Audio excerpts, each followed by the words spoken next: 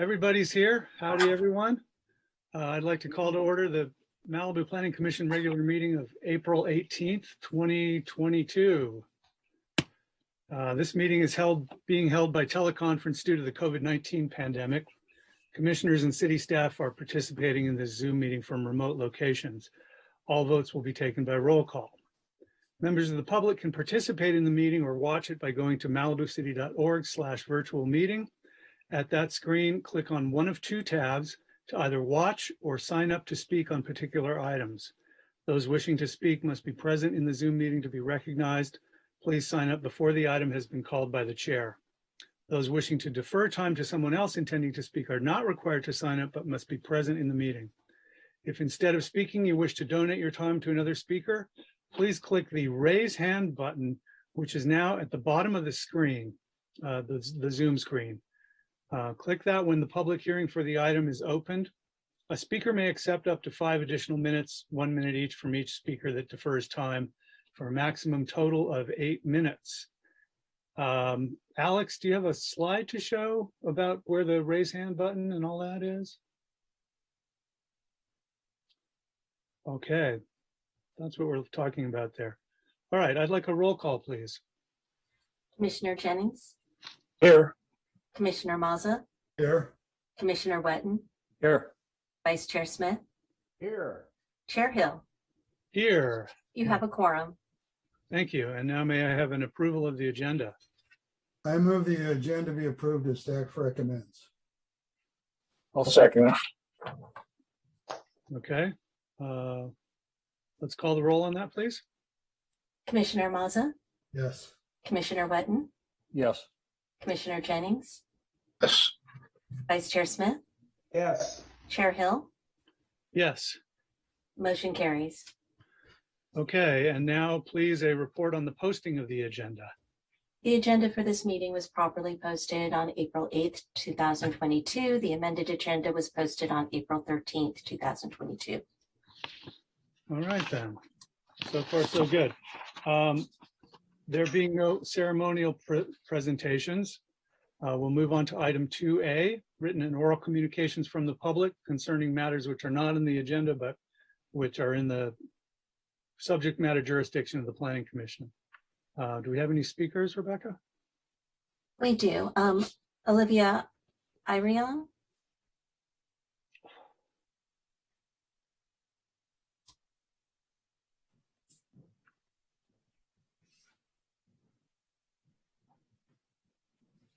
Hello, sorry, it was. Hello? Oh, Go ahead. sorry, my mute was not working very well. Okay, so my name is Olivia Irion, and I reside in the Malibu Villas complex near Point Dume. This is my first city council meeting, so I apologize if this issue has already been addressed, but I am here today to petition for an installation of guardrails along Canyon Dume and Malibu Canyon roads. Every time I drive on these roads, it seems that there is a new memorial with balloons and flowers set up for someone who lost their life driving on these roads. It is both heartbreaking and terrifying to know that anyone could be a victim of such a tragedy. Just last week, there was traffic backed up all through Canyon Dume because a 56-year-old man plunged 250 feet off a cliff at 6 a.m. This problem is easily preventable, and I think that we should be taking immediate action to prevent any more tragic deaths. Thank you for your time, and I hope you take this into consideration. Thank you, Olivia, and thank you for participating. Do we have Our next speaker will be Joe Drummond, followed by John Johannesson. Hi, Joe. Can we hear you? Hi, yes. Yes. Honorable Planning Commission. Although my last public comment mainly dealt with one specific address at 6244 Bush Drive in Malibu, there are many others that have gone through this with second exemptions that should not be applied to fire rebuilds. We are still awaiting the exact number of over 10% up to 50% larger rebuilds, but I'm told it will be up soon. This is causing rapid overdevelopment of much larger homes in our neighborhoods by exempting the requirement for a CDP. This was never added or amended in the LIP during meetings with the Coastal Commission. The Planning Department has been allowing rebuilds as a second exemption from CDP application for anything over 10% in increased square footage, not in ESHA or the appealable zone. However, that would planning-wise be impossible because there is no existing structure to add to and in a second application. The first exemption plus 10% would apply for any fire rebuild that was there once as per section 13.4.6 of the LIP. If an applicant wishes to rebuild larger than this, he must therefore go through the normal CDP process rather than attempt a further exemption for a property that is currently not there. They would need to rebuild first in kind plus 10% and have it completed with a certificate of occupancy before taking a second exemption to add to the finished structure. Planning has been using the exemption of 13.4.1 to complete these second exemption applications, which discusses attaching to an existing structure, but there is no structure to attach to with the burnout. Therefore, the second exemption cannot apply. This could just be an honest misinterpretation of the planning codes. It does happen, but it needs to be applied properly and fire rebuild option number 4 removed. Last year, the Planning Commission heard an application at 24266 Malibu Road in which the string line was an issue. The adjacent lot, 24300, contained a recently completed residence, which if considered would affect the string line determination for the current application. However, that completed house did not yet have a certificate of occupancy issued, so was deemed by planning to be not yet existing for string line purposes. We are just trying to get the planning department to follow the codes and be consistent to preserve our neighborhoods and not to overbuild, yet they are still stopping people like myself and others from adding small improvements to their properties. This is a good case of something huge getting easily approved and fast tracked while other small projects must sit and wait for years. In-kind plus 10% rebuilds are being apparently approved within 7 months for some people, but not for others. All projects under 10% in Malibu should simply require planning verification if this is happening regularly. The codes definitely need to be looked at and fixed for smaller projects if large ones like these can get by so easily. But this practice of adding a second exemption on a first for a fire rebuild larger than 10% really needs to stop. I will be following up with the Coastal Commission, but would love the Planning Commissioner's thoughts on the matter. If a home does not exist to help development in the case as with the neighbor's home with the string line issue, then it can't exist for the second addition exemption in a fire rebuild. It's as simple as that. Thanks. All right, thank you, Joe. Our final speaker who has signed up in advance of the meeting is John Johannesson. If anyone else present in the meeting wishes to speak during public comment, please indicate so by using the raise hand button at the bottom of your screen. Hi, Commissioners. I have just a real quick question. I just want to know if there's been any progress to get the Film Society back up and running in Malibu, what your efforts have been. And I'm interested in knowing your support for the Malibu Film Society as well. And I have one question for Richard. Richard, I've known you for at least 10 years. We've worked together on many occasions on several projects throughout Malibu. Is it true that you didn't even know that the Malibu Film Society existed?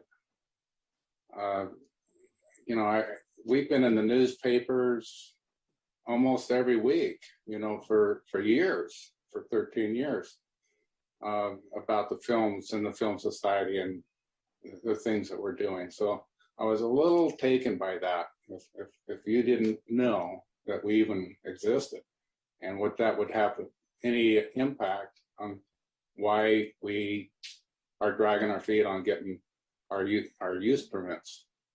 Thank you. Thank you, John. And we do have a raised hand in the meeting as well. I see that. Hang on one moment. John, I'll ask Richard to address you after the commissioners have all spoken as per our normal routine. Okay, we have Howard.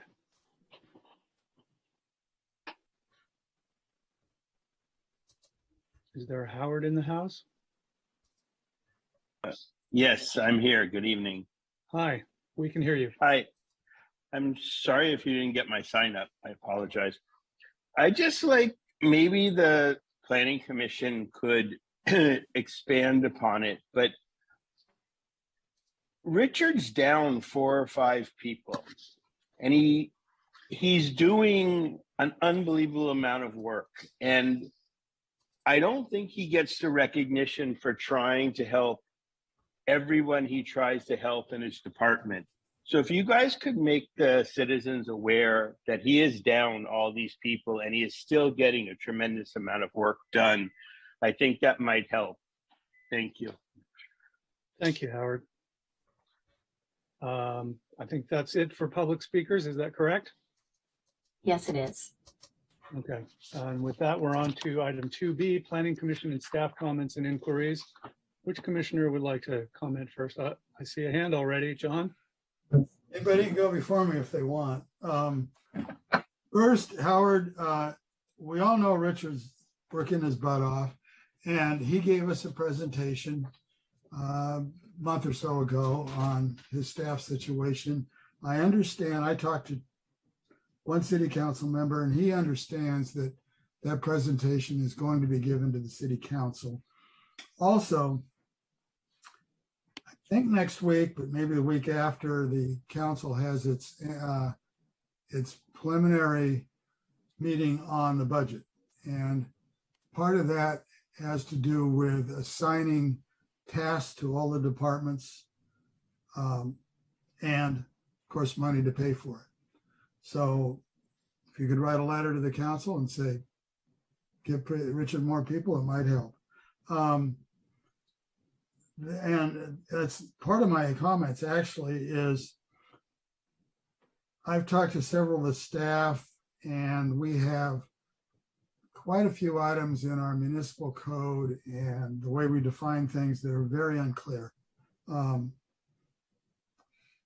And that are actually not in the code at all, like rooftop decks or things like that. So height of commercial retaining walls, etc. So I hope that the city council will add to the planning commission, the planning staff's assignments, some money to work on cleaning those up, so we don't have these 5-hour meetings all the time trying to figure stuff out. And let's see here. Then I understand I've been getting a lot of emails on what Joe Drummond talked about, and on as far as rooftop decks and 110% versus 150 and all that. And hopefully that can be included in their staff assignments and budget to handle it. Also, we have plenty of money in the city despite what we were told last year. So that's it.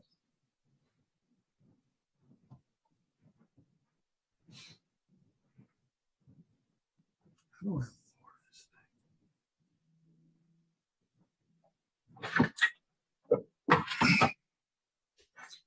Either I'm muted or everybody else is. I'm not sure. I think Craig is. Yeah, I was muted there. I was asking if anybody else wanted to speak. There's no picture.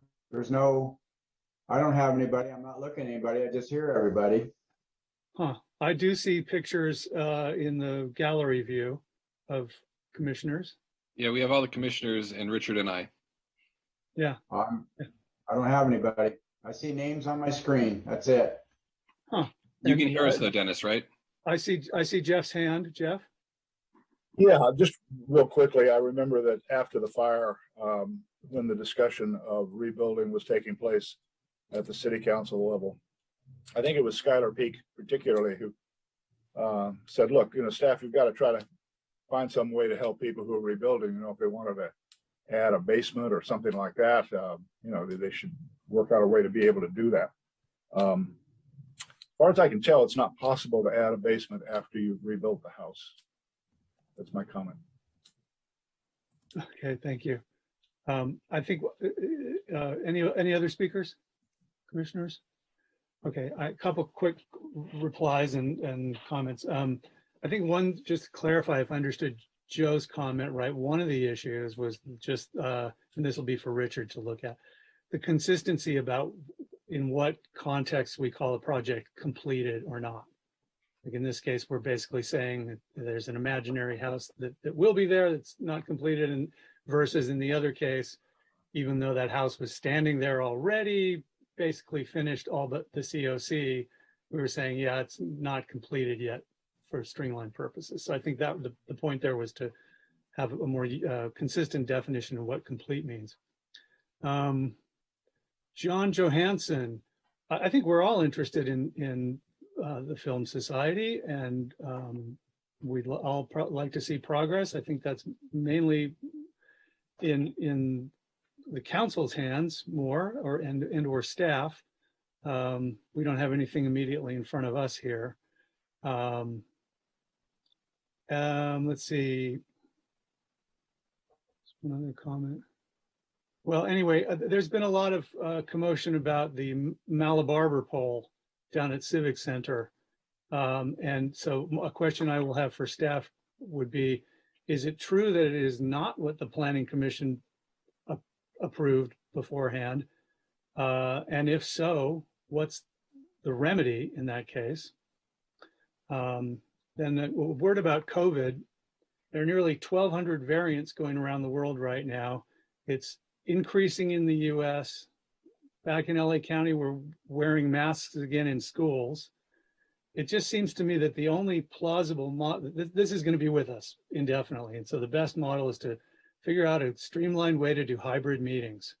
We want to go back live, but I think we need to retain that option for those people who, for one reason or another, can't make it to the live meeting.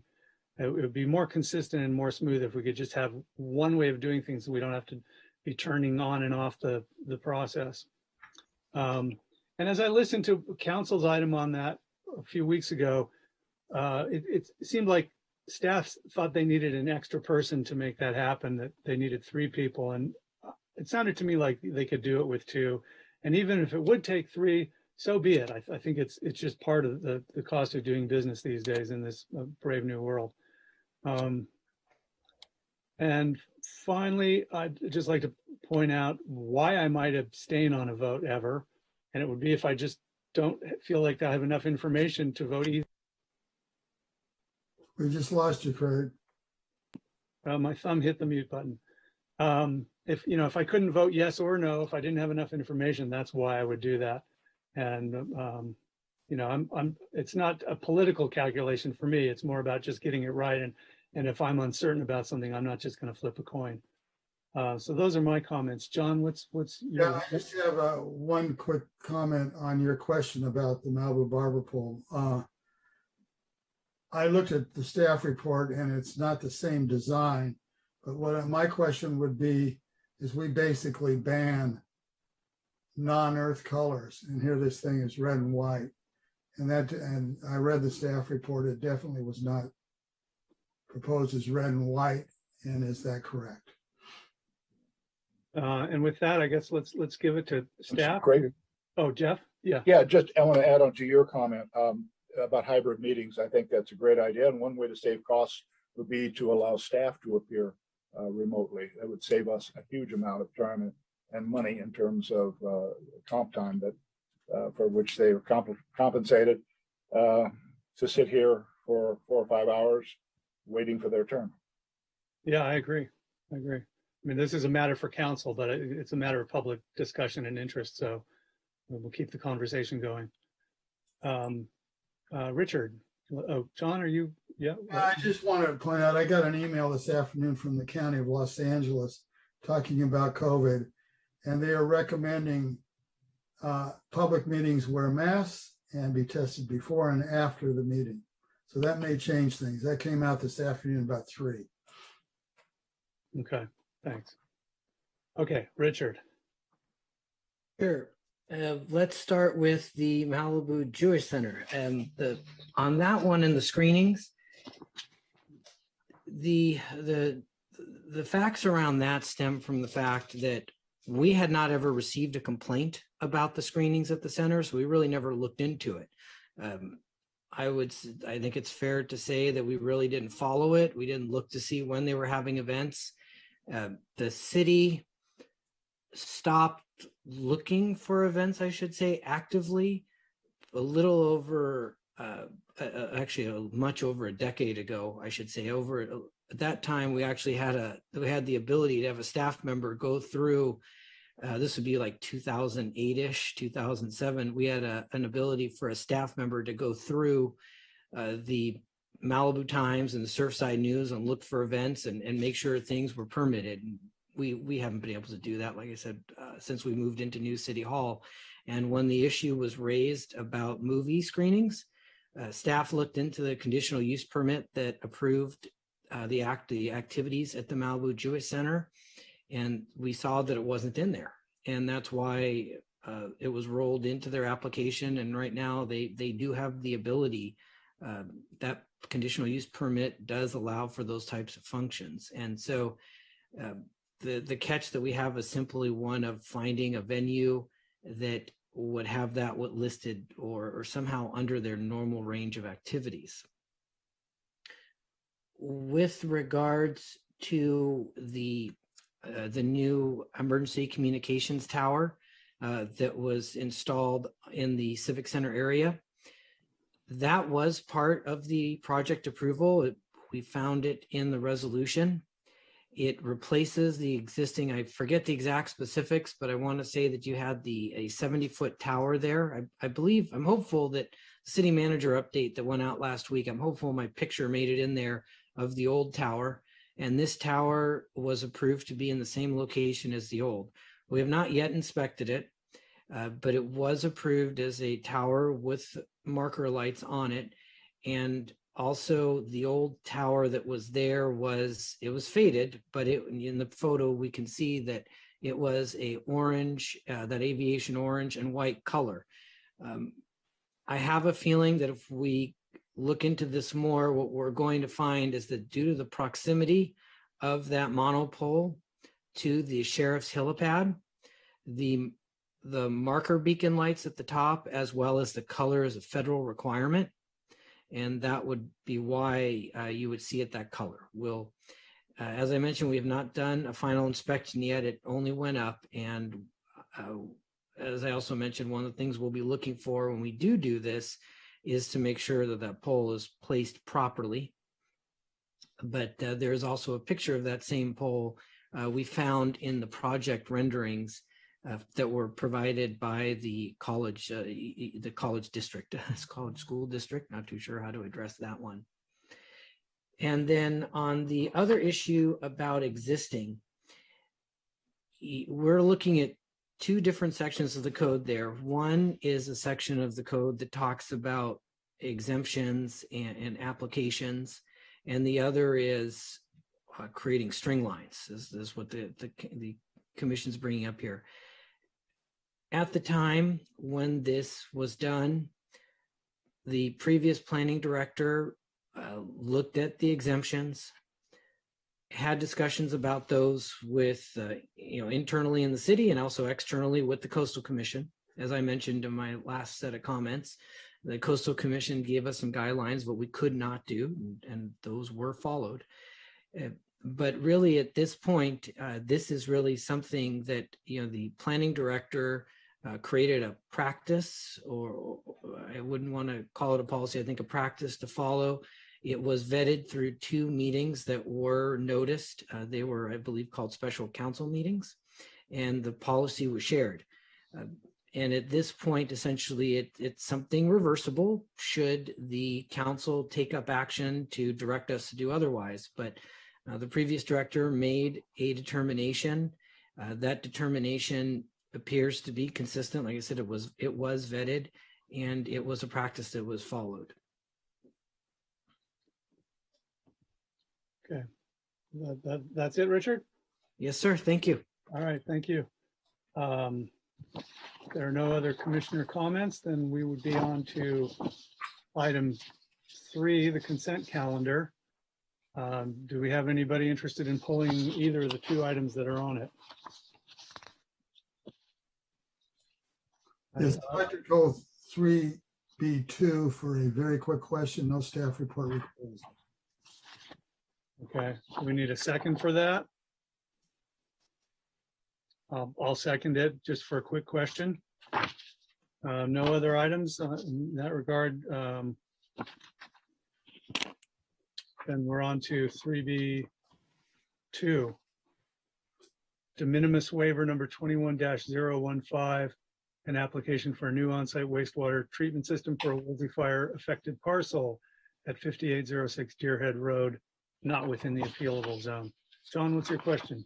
My question is, what was the size of the pre-burn structure, and what will the size be now, since it never came before us? Hi, Commissioner Mazza. The previous house was 2,354 square feet with an attached garage. And then with the PV plus 10%, it would be 2,531 square feet. So it's not, it doesn't have any extras. It's 110%. Correct. A little less than 110%. Okay, that answers. Just to make sure I'm clear, and perhaps this also helps too, Commissioner Mazza, there was a basement that was processed with a administrative plan review. What staff found when we were looking at this home after the fire was, and correct me if I'm wrong, Philip, but there was a large space under the home that had been used, and we could not find permits for it. So an APR was processed to allow them for essentially we call a basement area to formalize that understructure area that had been excavated out. But it wasn't over 1,000 feet. That's correct. It was not. That's all, that answers it. Okay, so with that, Trevor, we don't need to open the public hearing then or anything. I would, since we had the discussion. So if you could take disclosures and just, if there is anyone that wants to speak on this one, give them an opportunity. Okay. Commissioners, any disclosures on this one? None. None. No. Yeah, I figured. And are there any, Rebecca, any public speakers waiting? We do not have any public speakers for this item. Okay. With that, I think we close the item. Now, do we just receive and file, or do we need to vote on it? Receive and file. These are both receive and file. So if there are no objections, the chair may receive and file them. And that is so then. So we have no new items under agenda number 4. So we're on to item 5A, new public hearings, coastal development permit, Woolsey Fire number 18-022, variance number 22-003, and lot merger number 18-004. An application for an addition to a previously approved fire rebuild residence and associated development and a lot merger to combine 2 lots. May we have a staff report, please? Yes. Good evening, Chair Hill and members of the Planning Commission. The item you have before you tonight is for the project located at 29846 Harvester Road. The subject item is a fire rebuild project. The single-family residence was approved under planning verification number 19274, and the project you have before you this evening is for coastal development permit number 18002, including variance number 21020 for the reconfiguration of the driveway and construction on steep slopes. The subject item was continued from the February 7th Planning Commission meeting in order to reconcile some discrepancies between the architectural and civil plans. Next slide, please. This slide demonstrates a vicinity map and aerial photograph of the surrounding area. The subject property is located in an area developed with 1- and 2-story single-family residences that include accessory development in the rural residential 2-acre zoning designation, all located within the Malibu Park neighborhood. Next slide, please. The project proposes a lot merger for 2 adjacent parcels to be merged into 1 legal lot, a 1,166 square foot addition, which will not exceed 18 feet in height, a 792 square foot detached garage and workshop, a new roof deck above the garage and workshop, also not to exceed 18 feet in height, a driveway configuration from the existing driveway, a swimming pool, spa, and associated equipment, a new pool deck, retaining walls not to exceed 6 feet in height, and a total impermeable coverage of 6,330 square feet, 302 cubic yards of non-exempt grading, a new OWTS, and including a variance for the reconfiguration of the driveway on steep slopes. Next slide, please. Pictured here is the site plan. The area boxed out in yellow shows the area of the proposed addition to the home. The box area outlined in bright green shows the new detached garage, as well as the rooftop deck. Next slide, please. Here's the floor plan of the single-family residence, which includes 3 bedrooms, a kitchen dining area, living room, as well as a master bedroom.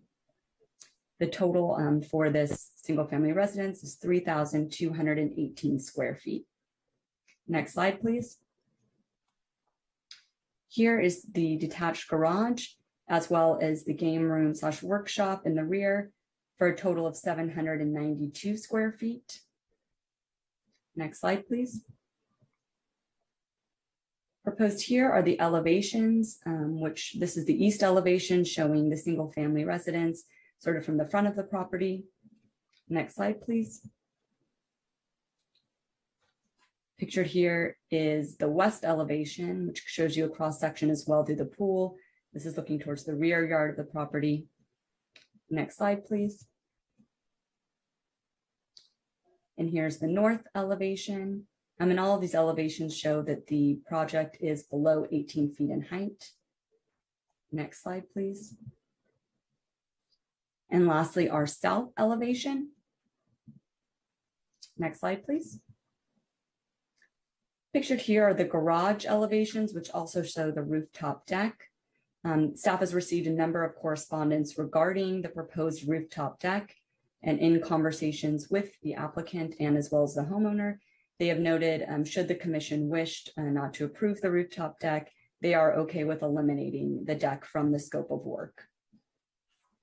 Next slide, please. Pictured here shows the north left portion of the property and the general project rendering. Next slide, please.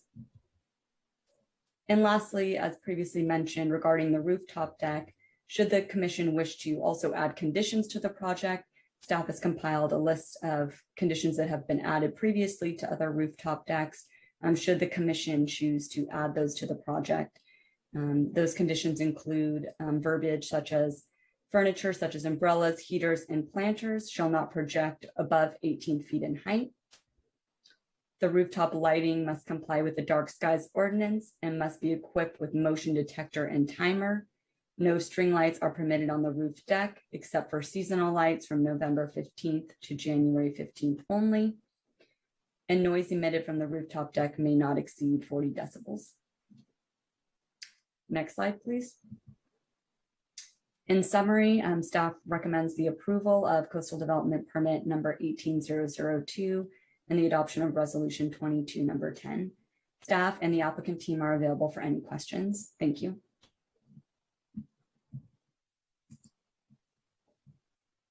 Thank you, Jessica.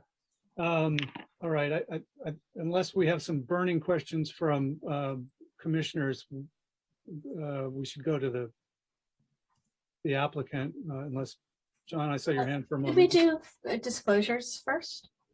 Yeah, good. John, disclosure? I got a bunch of letters, but I did not visit the site. So I learned. Jeff? Hold on, Commissioner Mutha, did you receive any correspondence that wasn't circulated or that reviewed anything that is not in the staff report? No. Okay. Jeff? Yeah, I went by the property the first time it was before, so it was at March. And I particularly wanted to take a look at the orientation of the property against Harvester Road and the driveway, and particularly the slope of the existing driveway, or I guess I should say the pre-existing driveway. And apart from looking at it, that's all I learned. Thank you. Okay, Mark? Yeah, I really have no disclosures other than I did a drive-by when it was on originally. That's it. Dennis? Yeah, same. Original drive-by back last month. And I'll say same. I also more recently looked at it on Google Earth Pro and did a 3D fly around to really see what some of the angles might look like, and didn't learn anything probably more than what one would learn by actually being on the site. Okay, Johnny, your hand is up. Yeah, I have one additional disclosure. I looked up on Google what a TE16-E metal panel is. Oh. What did you learn? The siding. I learned that it's rolled aluminum siding. Okay. As far as questions for staff, I know I have a few, but maybe if we hear the applicant's presentation, then we can ask staff questions after that. Maybe some will be answered. So is Vitas here? Yes. So Vitas Matari will be presenting for the applicant team. Sarah Laws and Marie Brunel are also available for questions. Okay, thank you, Rebecca. Vitas, I see your name on the screen. Are you ready to go? Good evening, commissioners and planning staff. Yes, I believe I'm ready to go. Can I do Go ahead. The history of the site began before the Woolsey fire. There had been an extended period of issues with the septic system there, and basically the clay there does not allow for percolation either in leach fields or in pits. And so we had to come up with a geoflow system that takes up a minimum of 3,000 square feet in an area where the native soil has not been disturbed. So it became necessary for them to acquire the lot next door. These lots have always traveled as a pair, but basically combine the two so they would have the space for a septic system. Thankfully, the testing for geoflow worked, but that confines their construction to just where the prior house stood and the area immediately next to that. And they wanted to, in addition, they have 4 children in this family, and the loss of the home was a real blow to them. They've been dealing with this for the past 3 years. The real issue here was the fire department. The property is landlocked. One can only access from the eastern side, and that's where we have this steep slope. The pre-existing driveway does not allow for a fire truck to enter. It would tail drag before it high centers. It's a big issue. And it means cutting into the lot in a way that would not be pretty. And then there just is no way to get a hammerhead and a house and the geoflow. So they were willing to accept a fire lane where they would be able to back out. We don't have to give them a hammerhead, but they would not accept walking access that requires stairs for them to go up to the house. They wanted to be able to pull in as the family would pull in with their car. Therefore, they rejected my subterranean garage into the face of that slope. That would have caused more disturbance. Instead, they preferred the ramp, and they did not want to see any stairs associated with their access to the house. So they approved this ramp up to the garage that would be part of their fire lane. They would be able to back out. They don't have to make a right turn in accessing the property. Just in case you're wondering about the history, why it looks the way that it does. In terms of the rooftop deck, it's less than 18 feet high, of course. It's the equivalent of a deck in a second story. It is not an important feature on this house at all. So that's really not the bone of contention here. We just very much want to get the Brunel family back into their home. The house is 3,200 square feet. It barely meets the average of homes in that area. And I really don't know what else to say about it. It's a very simple, single-story house. And John, you looked up the right stuff, but it's Galvalume. It's an iron product that can withstand heat. Aluminum siding will not. So it's Galvalume over a cement board. It should be very fire resistant in the future. I'm here to answer any questions that you might have, but that's my time for now. Thank you. Okay, thank you, Vitas. It looks like you have about 12 minutes, 20 seconds reserved for rebuttal if necessary. Do we have any public or any other members of your team want to speak on this? I guess not. Well, you've got the time reserved. Public speakers, I see Joe Drummond's name on the screen. Joe, are you there? Hi, Joe. Yeah, I'm just mainly here to oppose the roof deck proposed for this much larger footprint project. No other homes in the area have roof decks. Roof decks are very popular in Venice Beach and are often very noisy and a violation of privacy. We don't want to be Venice Beach. Malibu Park is historically an equestrian neighborhood. The property that the deck would overlook is a home to a wonderful pony named Little Bird. There is a barn, a corral, and a pasture. Roof decks pose potential fire hazards and noise and night lighting and from grilling on the top. This is a quiet neighborhood and the noise potential of the parties from this deck are at issue. It's a violation of neighborhood standards and privacy. He should be able to build, just not with the roof deck. With regards to the additions to this property, it applied for a CDP, which it should have been not only 10% larger, but over 50% larger. And to respond to Richard earlier, this was vetted by the Coastal Commission. And for basements, it was told by the Coastal Commission that applicants had to apply for an exemption after the first one for a basement, but it was never mentioned during these meetings that builds over 10 to 50% being able to apply for this second exemption. So I'd love to be shown this info if I'm not correct, because I never saw or heard about this, and either did several city council members at the time, including Jefferson Wagner. So sorry for that addition, but thanks. All right, thank you, Joe. Rebecca, how many public speakers do we have here? That was our only public speaker unless someone in the meeting was hoping to speak on this item. And if so, please raise your hand using the button at the bottom of your screen. Okay, I see. Sarah Laws has raised a hand Yeah. in the meeting, and they do have rebuttal time as the Right. team. All right, hang on. I see Lonnie Gordon's hand now. Sarah, let's hear from the public speakers and then we'll let you speak when we come back to the applicant team. Lonnie? Can we hear you, Lonnie?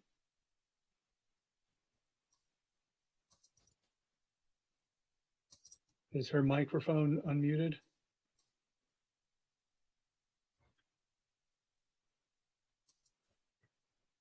Let's give her half a second because if she just raised it, so she must be right here.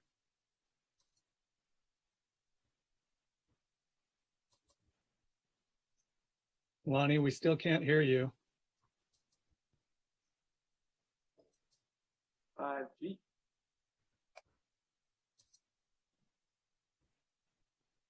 Alex or Rebecca, can you comment on her muted status? We're asking her to unmute, so she should see a pop-up that allows her to unmute. Beyond that, I can't do anything. Okay, well, in that case, let's keep letting her try, but let's hear from Sarah Laws in the meantime then. Sarah, can we hear you? Yeah, you should be able to hear me. Yeah, Joe, just in response to your concerns, as we've mentioned, we're not opposed in any way to removing the rooftop deck. It's not an important part of the project for us. Okay, thank you, Sarah. Just to be very clear on that. Thank you. Yeah. Okay, you guys still have, well, more than 8 minutes for sure if need be, but it was up around 12 minutes. Yeah, they still have almost 12 minutes Yeah. remaining. Let's try Lonnie one more time. Are you there, Lonnie? Can we hear you?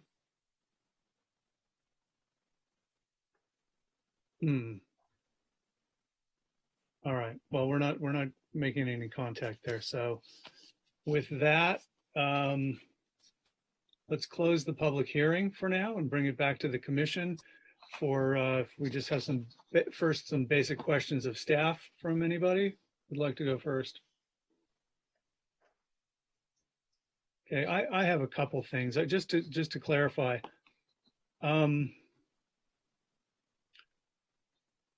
Once the like-for-like PV was applied for, did that necessarily make the prior application, the pre-Woolsey Fire application, moot?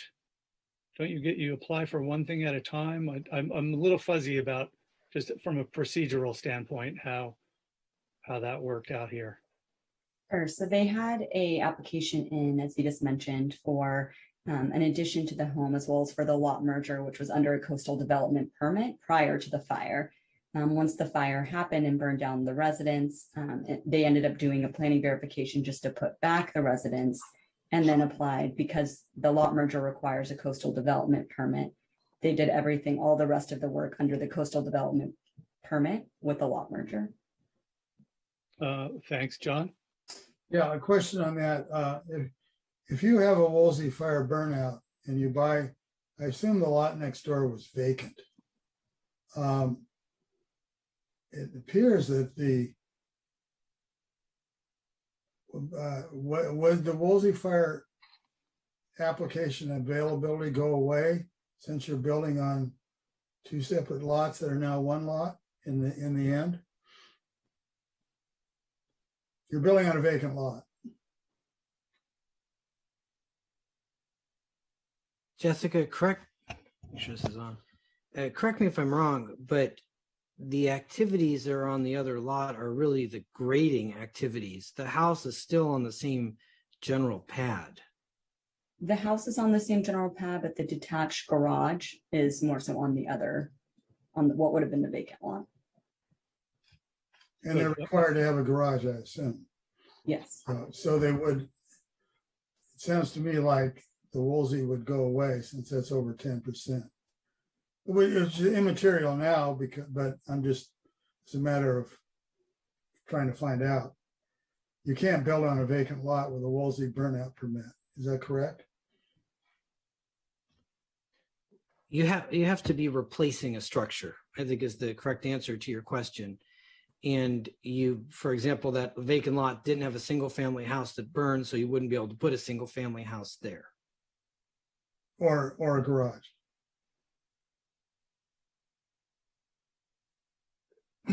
What we can do is take a look, if you would like, more into how the PV was reviewed, the planning verification. Yeah, I think it's kind of moot. We're approving a CDP now for the whole thing, right? So Exactly. the Woolsey permit is gone anyway, or application is gone anyway, I would assume. These are all technicalities, but I'm just thinking about the future. This is all one CDP. Is that correct? That's right. The whole application is a CDP, and because they're merging the lot, it becomes one lot. And so, even though you're right, technically they're expanding the property, but they are replacing the development that was already there plus 10%. They're just expanding it into the adjacent vacant lot.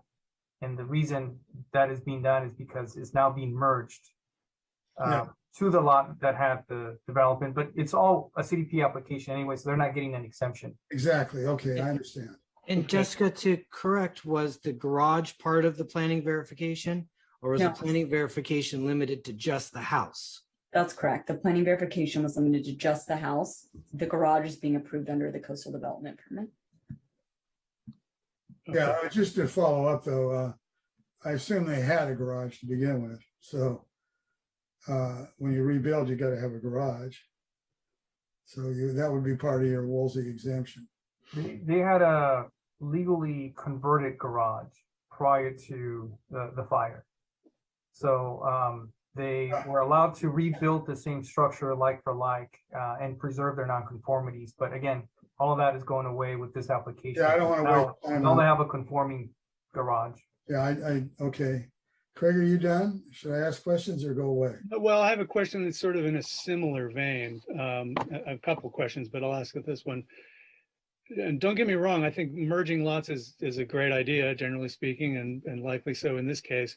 I'm just sort of, I would like to know, we're going from two lots that are existing non-conforming with regard to the minimum lot depth, width, and area for the zoning.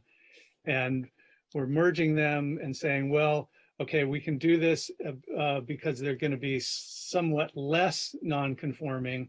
But so my question just is more in the nature of, what is the authority to say that something can be sort of grandfathered? Because that sounds like what we're doing here. We're not saying you're doing this thing, so you need to meet the new code today.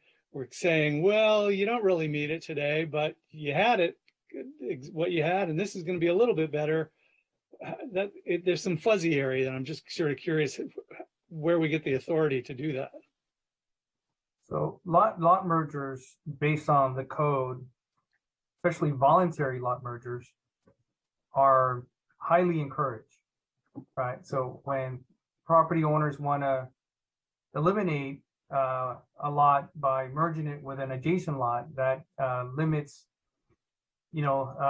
future, development, and then they would be limited to TDSF, which further reduces total development once the two lots are merged. But what we're subject to is the findings, and the findings for a lot merger are relatively easy to make. So they're not required when you merge two lots to bring the lots into conformance. And of course, that wouldn't be possible here or in many other cases. So you would, in essence, not be encouraging lot mergers if you made it any more difficult or impossible in certain cases. So in this case, they are making their nonconformities better, but that is not a requirement for consideration of a lot merger, because that's not one of the findings.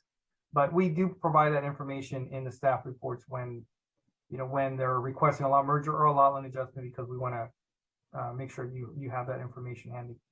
Yeah, I think that's pretty clear. Dennis? Yeah, this is yet again way too much conversation about a fire victim. Way too much conversation about a fire victim. Well, you don't have to hang out. Trevor?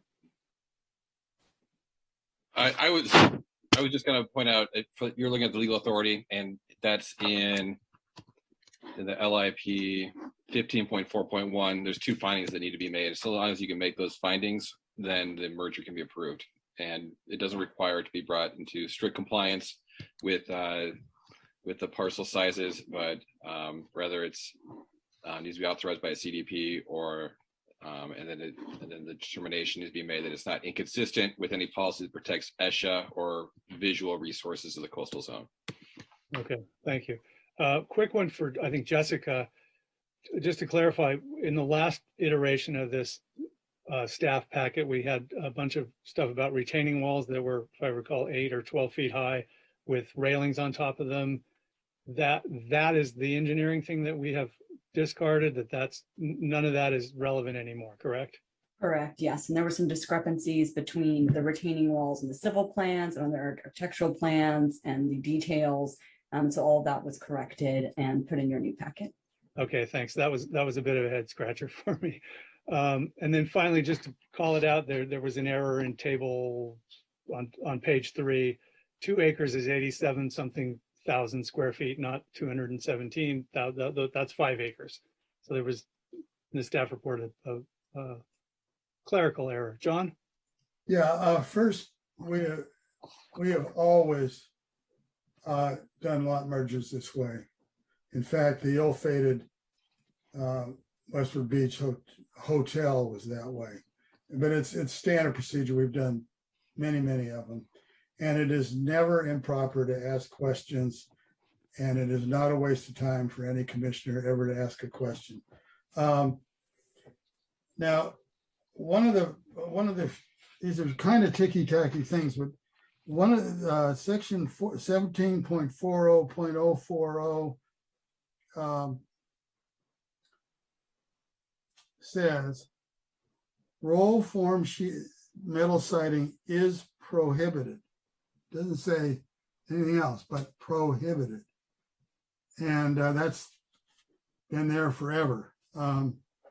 So I'm going to make a motion when we make a motion that it be converted to wood or something else.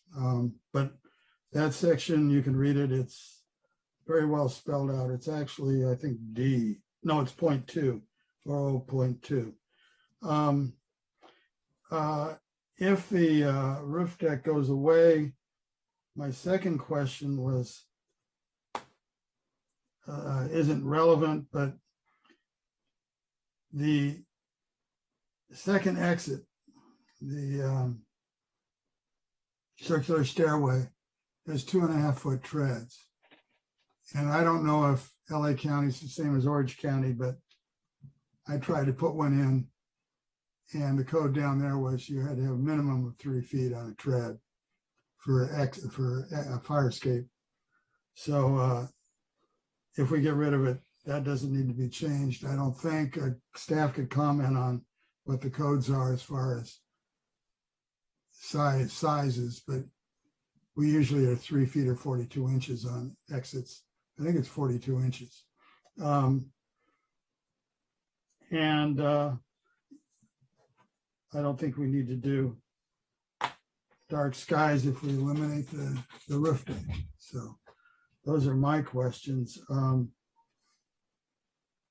If staff feels like saying anything about the size of exits, if we don't vote that way, then maybe we should consider that. I see 2 hands up. Lonnie's is still up, and Sarah Laws. Is there any appetite to hear from either or both of them? Why not? Lonnie, if you're there, we hear you've had your hand up for a while. Can you be brief, please? Can I unmute? There you are. We can hear you. Hi. You can hear me? Yep. Well, thank God. I was on my phone before. I'm so sorry. I couldn't connect for some reason, so I came upstairs to the computer. I have no problem with this design. My only issue and concern is the deck top. And when having been near people who have had deck tops and parties, I know that it's noisy and it can be dangerous. So I can't say it better than Joe Drummond said it before, so I'll be very brief. I'm opposed to the deck top. It appears that the applicants are opposed to or agreeing to let that go. So I'm hoping that will happen. And thank you for listening and thank you for waiting for me. I appreciate it. All right, thanks, Lonnie. Sarah? Hi. Yeah, so just to respond to you, John, again, amenable, we will happily change that to Word if that is your preference. We're totally open to that as well. John, do you want to reply to that? No, I want to make a motion that we approve the project as staff recommends with the elimination of the roof deck and the change of the siding to code compliant siding, which is anything but rolled, from what I read, anything but rolled metal. Do we have a second for the motion? I would second it for discussion. Okay, we have a second for discussion. Jeff? Yeah, I have a question for Vitas, I guess, or for the applicant. And are you there, Vitas? Can you unmute? I There he is. can hear you, yes. Yeah, so my question, Vitas, is this. If you guys are withdrawing your application for the rooftop deck, that's one thing. Personally, I have no objection to it whatsoever. It's a very small deck on top of a garage, which faces down that canyon, which gives a nice view down that canyon. I realize that, for the last several months, anytime anybody mentions roof deck, it's no longer a deck, it's a party deck. And it's going to be noise, and there's going to be this, and there's going to be that, and there's going to be, oh my God, dogs and cats dancing together. And I just don't see it that way. This is a really minor feature. And as far as I'm concerned, if you're withdrawing it, that's fine. If you're not withdrawing it, that's a different story. And my question is whether you are in fact withdrawing your application for the rooftop deck. We're willing to take it off the table, not have it be part of the project, just so that everyone is happy with this thing. We don't want that to be what holds up this project. I tend to agree with you. It is no different than a balcony in the second story of a house. It is just a small deck. It is not really something where a lot of people can congregate. And it provides the Brunels one place where they can actually see the water. They're not going to be able to see the ocean from the rest of their property. And most importantly, even though they merged these two lots, they're giving up the most useful 3,000 square feet for an area where they really can't put any decks, any plants, any furniture, anything at all. It has to be there just for the evaporative action for the advanced septic treatment system. So this rooftop deck does have a certain value to them, but it is not something that's associated with the living room or direct access to the kitchen. They have 4 grade school age kids. This is not something that's turning into an Airbnb or some sort of party deck, and it doesn't really meet the standards of that either. The houses where we see complaints or we have issues that or foresee them in the future is when there's a 5,000 square foot house where the entire roof is going to be some sort of party deck with a barbecue and all that. It's not what's planned here. But the discussion of this rooftop deck in terms of the Brunel family is kind of, unimportant after what they have just been through with 3 years of trying to get this house approved for a rebuild. They'd just as soon forget the railing and the spiral stair and get to move on. Vitas, what is the square footage of the deck alone? Probably around 350 square feet, a little less than a 2-car garage. The railing is inset into the roof, so it looks nice. Good, thank you. All right, I have things to say about decks. It would take a few minutes at least, and I don't know whether I need to say them or not. If we're going to vote this down, then I don't need to talk about it. If it looks like we want to keep it, then I would want to have a few words first. Well, you might as well take your chance, take your time. Well, all right. I mean, I think this to me is borderline in terms of like what Jeff was getting at and Vitas, that I think it's really a bad precedent to keep going with bigger decks that can be for parties.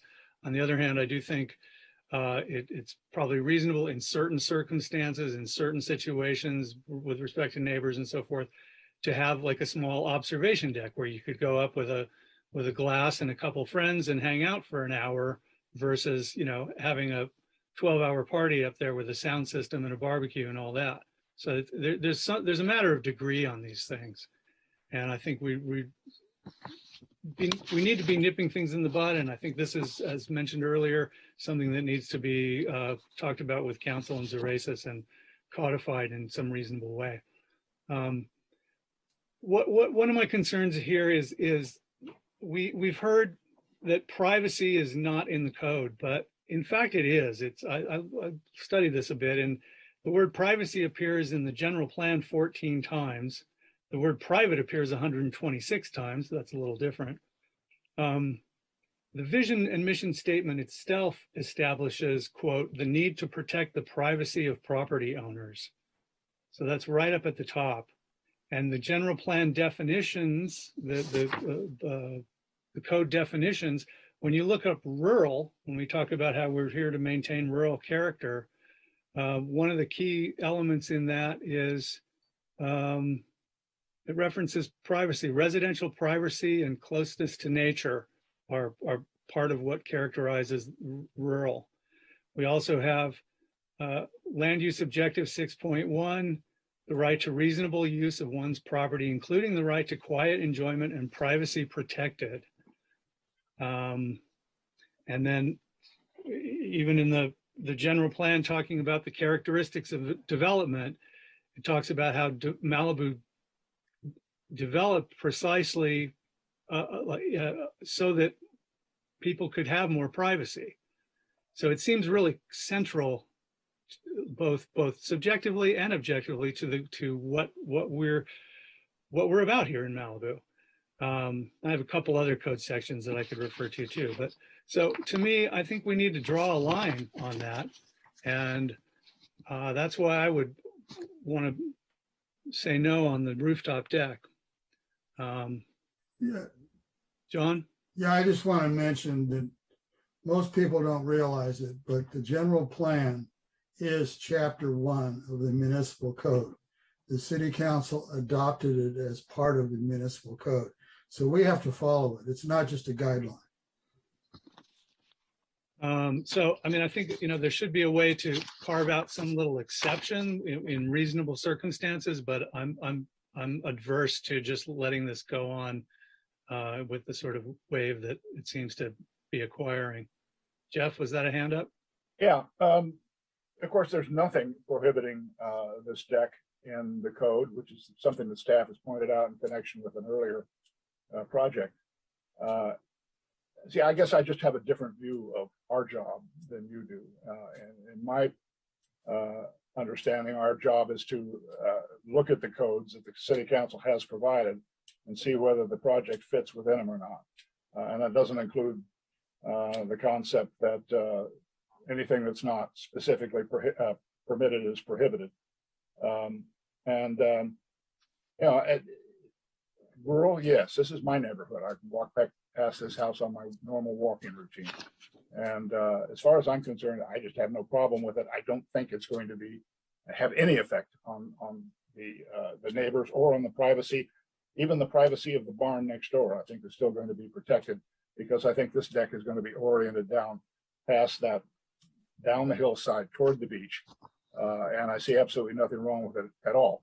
If you want to have if the city council wants to step forward and say, okay, this is becoming a problem, we're going to set some rules on it. That's the city's council's job, not the planning commission's job.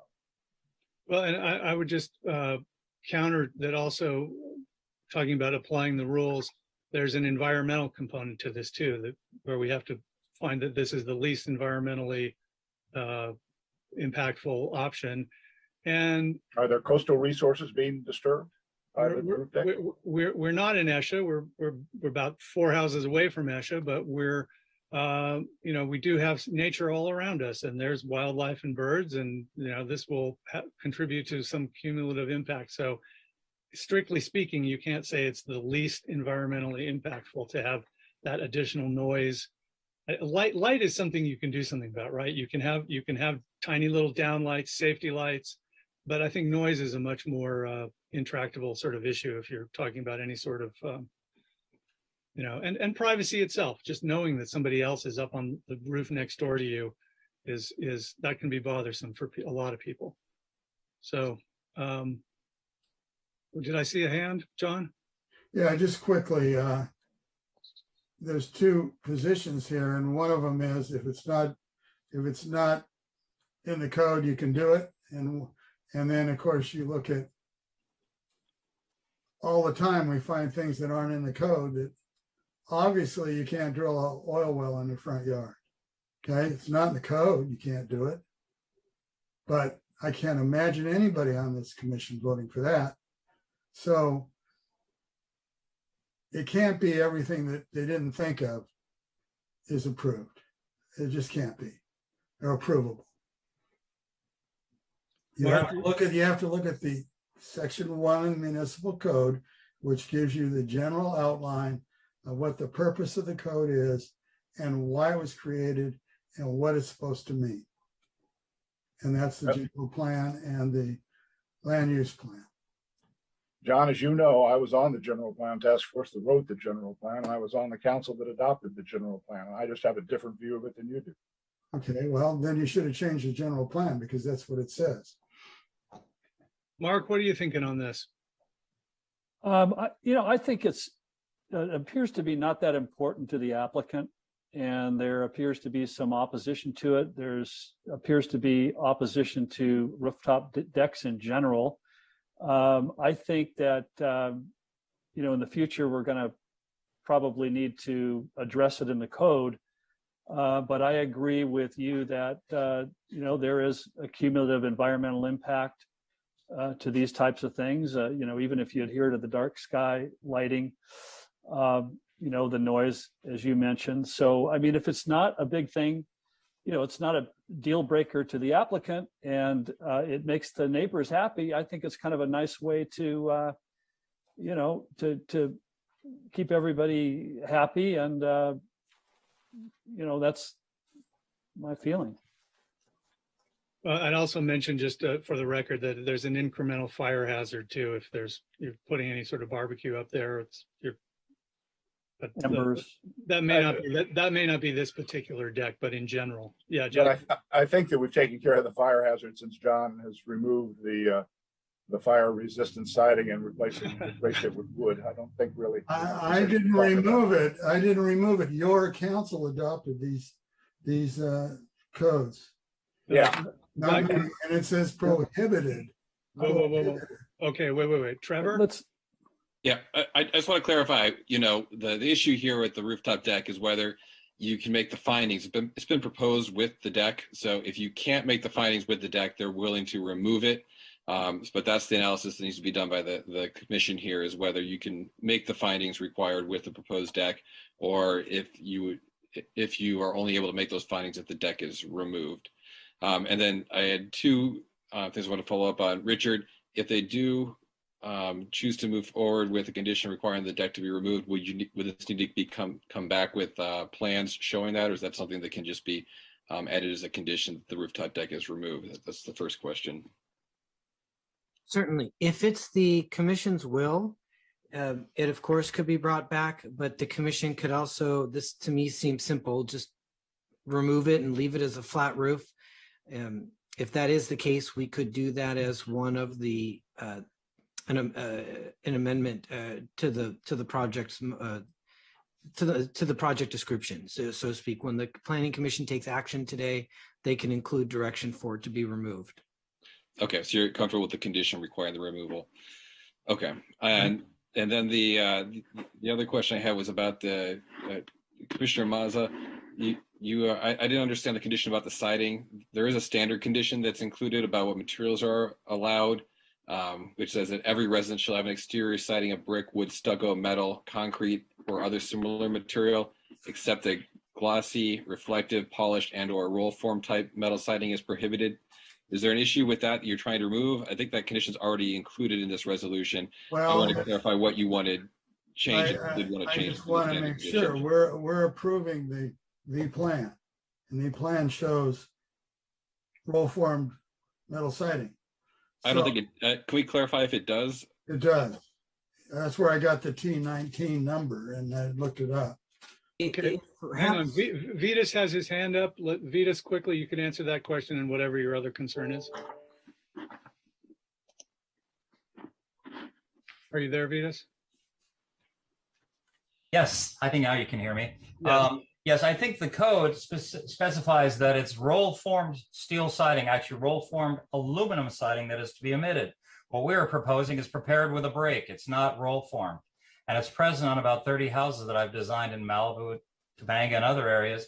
It is break-formed. It's cold break, and it's actually done by hand. And it's the perfect material to use in, Fire Zone 4. It is one of those things that really performs well in a fire. It is not the material that is described in the code. Well, I looked up I'm looking at it here right now, and it's whatever it is. Yes. It says it is roll formed and it is metal.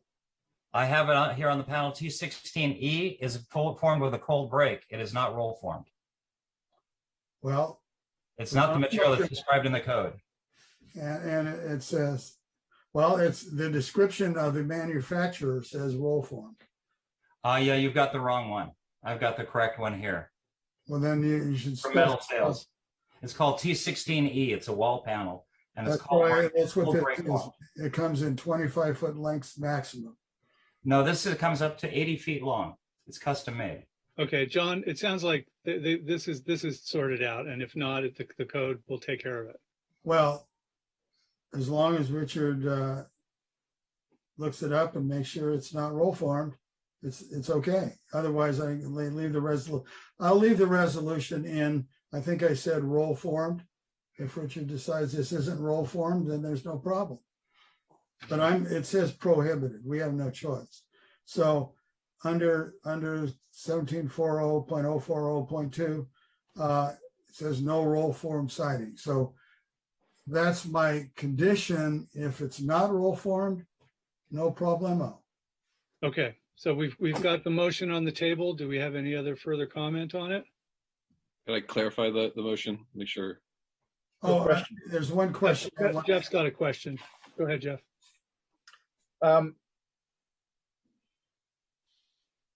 Richard, John's comment was that we were approving these plans. And that was not my understanding that we were actually approving a particular set of plans, but rather that we were doing a planning process, which then goes back to building and safety for the preparation of construction drawings and all the rest of that. So I guess my question is, when we pass on a project and approve it or disapprove it, when we approve it, are we approving the set of plans or are we approving it as set forth in the resolution? It would be as described in the resolution. We would make certain that the final set of plans we see, we don't want to see a conflict with the resolution. Okay, there shouldn't be. There shouldn't be. If what Vita says is true, it's not roll formed, there's no problem. Okay. Before I do the resolution, I have a question. Trevor, you said we have to put in the resolution to change the description. And so should I make an amendment to do that? That's why I was going to recommend that we clarify the motion. I believe you're comfortable with the standard condition, which I read earlier, that does prohibit roll form type metal siding. So if that's sufficient, then my recommendation would be that you would not have that new condition added. And then also then to clarify that, Richard, do you want to provide language about the condition that should be added about removing the rooftop deck? I believe that was the other part. Well, I thought, let me just ask you, I thought you, Trevor, had said all we have to do is change the description of the project and take out deck, rooftop deck. And I'm wondering if I should change the resolution to do that, take out wood. They're asking for approval of a deck on the resolution. So just take that description out. What I'd recommend is that you add a condition and require the plans to match that condition, and then the condition. Richard, do you want them to just change the description, or do you want them to add it with a condition? Are you able to give the specific language? Like you said, that it can be replaced with a flat roof rather than a rooftop deck, and that would be sufficient for you to be able to handle the approvals and the adjustments that would be needed through substantial conformance. Correct. Sorry, I apologize. I'm just rereading about 3 times now. Jessica, just to clarify, the resolution title, I don't see the word roof deck in there. Is that correct? I don't believe so. Let me confirm. It's in the project description. So that's condition number 2. Yes. So I would say that what we would want to do is remove, I see pool deck. I would say we would want to amend condition number 2 to remove the reference to new roof deck.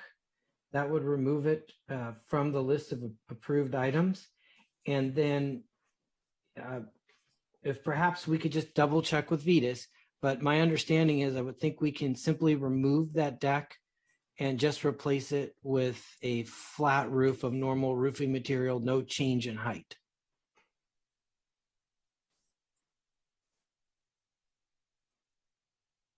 Can we hear from Vetus, please?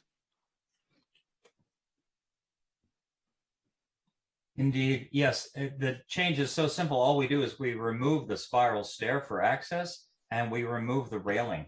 Everything else remains the same. It's a walking fireproof deck, whether we have access to it or not. We're using that everywhere. Okay, it sounds like then we don't need a condition, but you could move for approval with the changes specified by Richard, and any further changes to remove approval of rooftop deck and replace that with a flat deck and the removal of the spiral staircase. Flat roof. Yes, that was not flat deck. But with the flat roof and removal of the spiral staircase. Okay, so can you give us the resolution so we can vote? Sure. Then the recommendation then I believe what you're looking for would be staff's recommendation with the direction that all references to approval of a rooftop deck and spiral stairway access be removed and replaced with and that would be replaced with reference to just a flat roof in that location. And then the specific changes made to the resolution that Richard specified. It was in condition 2, I believe, Richard? That's correct. Item D is in dog. And to make that change that Richard specified earlier. Would that reflect your motion? And prohibition of rolled metal sheeting. That's in there. So there would be no need to change that condition. The condition currently reads, every resident shall have an exterior siding of brick, wood, stucco, metal, concrete, or other similar material, except that reflective, glossy, polished, and or roll form type metal siding is prohibited. So that's already in there. Okay, that's the motion. Okay, without further ado, can we call the roll, please, Rebecca? Yes, Commissioner Mazza, Yes. Commissioner Wetton, Yes. Commissioner Jennings, No. Vice Chair Smith, No. Chair Hill. Yes. Motion carries. All right, thank you, everybody. Thank you, Vetus and company. We're now on to, do we need a break yet, anybody, or we want to launch straight into the next and final item? It's 7:49. If you're going to take a break, I'd suggest doing it now before we start the next item. Yeah, I mean, personally, I don't feel the need, but if anybody thinks they might anytime soon, if this is going to take any time, maybe that would be the thing to do. No input one way or the other. Everybody's ready to keep going ahead? Yep. Okay.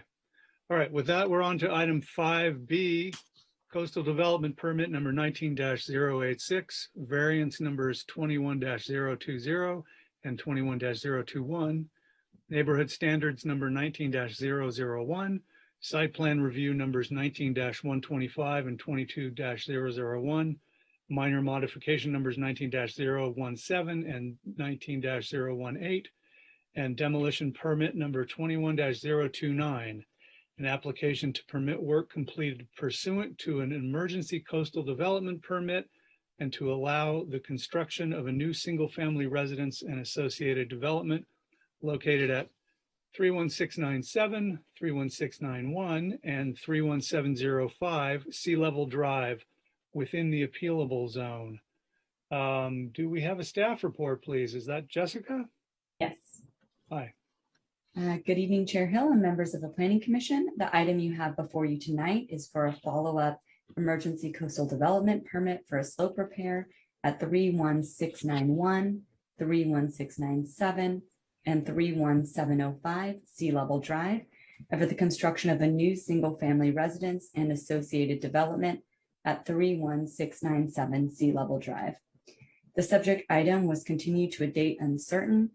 This item was continued in order to allow the Planning Commission adequate time to review the previously issued staff report, CDP number 05068, and to inquire about further analysis for neighborhood standards done on the project.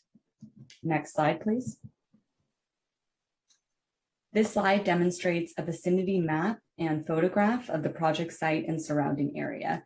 The subject parcel is rectangular in shape and a vacant lot, and is residentially zoned on Sea Level Drive in the vicinity of Lechuza Beach. The parcel is zoned single family and is approximately 5,731 square feet in size. The parcel takes access from Sea Level Drive and has been subject to a number of mudslides and slope failures over the years in both 2010 and 2016. The most notable slope failure has occurred in 2018, and which was the subject of Emergency Coastal Development Permit 18009, which was stamped by the Planning Department in March 14th of 2019, and is attachment 3 of your staff report. Next slide, please. The project description includes a proposed 3,312 square foot single family residence, including a 1,630 square foot basement and subterranean garage for a total square footage of 3,312 square feet. The project proposes hardscape, landscape, retaining walls, 185 cubic yards of non-exempt grading, a new septic system, slope repair, and the demolition of the previously existing single-family residence that was performed pursuant to ECDP 18009. Next slide, please. And includes a number of discretionary requests.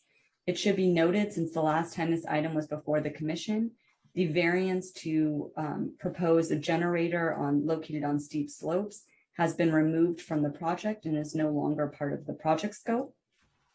The additional variances for the project include variance number 21020 for construction on slopes steeper than 2.5 to 1 and on a bluff face for the construction of retaining walls and planters and soldier piles. Variance number 21021 for retaining wall height above 6 feet in height. Site plan review number 19125 for height in excess of 18 feet. Site plan review number 22001 for 1,525 cubic yards of remedial grading. Neighborhood standards number 19001 to apply the average neighborhood size for total development square footage. Minor modification number 1917 to reduce the required front yard setback by 50%. Minor modification number 19018 to reduce the required side yard setbacks by 20%. And demolition permit number 21029 for the after the fact demolition of the existing residence that was previously approved under ECDP 15009. Next slide, please. The project is proposing an application for neighborhood standards analysis for additional square footage for the residents. The project, under the direction of the previous planning director and under the prior planner, applied a 500 square foot radius of the subject property. This analysis included residences within 500 square foot radius and analyzed both the assessor's records as well as any available permit history. The analysis excluded the smallest 10% and the largest 10% in terms of structure size and or development area using 80% of the neighborhood lots. A survey of all the properties located within this 500 square foot radius of the subject property determined the average building size of the neighborhood to be 3,386 square feet. The adjusted average determined by excluding 10% of the largest and smallest structure sizes determined that the average structure size would be 3,327 square feet. The proposed structure is 3,312 square feet and within the allowable average total development square footage. At the February 7th Planning Commission meeting, concerns were raised regarding the previous neighborhood standards analysis conducted under CDP 05068 for the project located at 31691 Sea Level Drive. The previous analysis utilized properties fronting the north side of Sea Level Drive. Staff had previously analyzed development on adjacent properties and calculated the size of the home, including an average of a 2-car garage as a percentage of the total lots. The analysis from CDP 05068 utilized FAR for a total of allowable 6,835 square feet, and the project approved a total of 6,829 square feet. It should be noted that the previous project also proposed to merge 2 lots, so that was a number for 2 lots. Next slide, please. Pictured here is a site plan of the proposed project. You can see outlined in blue an aerial version of the proposed single-family residence, as well as an outline of the exterior site improvements. Next slide, please. Here's the basement and subterranean garage floor plan, which includes a 3-car garage, 2 guest bedrooms, and 2 mechanical storage rooms. It should also be noted that the mechanical storage rooms are proposing to raise the finished floor in order to not exceed 6 feet in total height for the proposed mechanical rooms. Next slide, please. Pictured here is the first floor plan, which outlines the dining area, the great room, and kitchen area. And that's for a total of 1,931 square feet. Next slide, please. Here's the upper floor plan, which includes the master bedroom, associated bathrooms, office, and outdoor terrace area. The second floor is proposed at 1,063 square feet, which is also compliant with the required 2/3 calculation. Next slide, please. Pictured here is the west elevation, which demonstrates the construction of the new single-family residence, totaling 28 feet in height for a pitched roof. You can also see located towards the rear of the property the proposed retaining walls, which is the subject of variance 21021 for retaining walls in excess of 6 feet in height, as well as the construction of soldier piles and retaining walls on steep slopes and a bluff face. Next slide, please. Pictured here is the south elevation facing the street view from Sea Level Drive. That would locate the front of the residence. Next slide, please. Pictured here is the east elevation of the property. Next slide, please. And lastly, here's a picture of the north elevation of the property. Next slide, please. Here we show a proposed project rendering of the project shown from the south, viewed from the southwest portion of Sea Level Drive. Next slide, please. Here are story pole photographs. The top left photo shows the residence facing to the north. And the photograph to the right, lower right corner, shows the story poles facing west from Sea Level Drive. Next slide, please. And here is a photograph facing east from Sea Level Drive. Next slide, please. And in conclusion, staff recommends the adoption of Resolution 2211 with approving CDP number 1986, inclusive of the various discretionary requests. The staff and the applicant team are available for any questions. Thank you.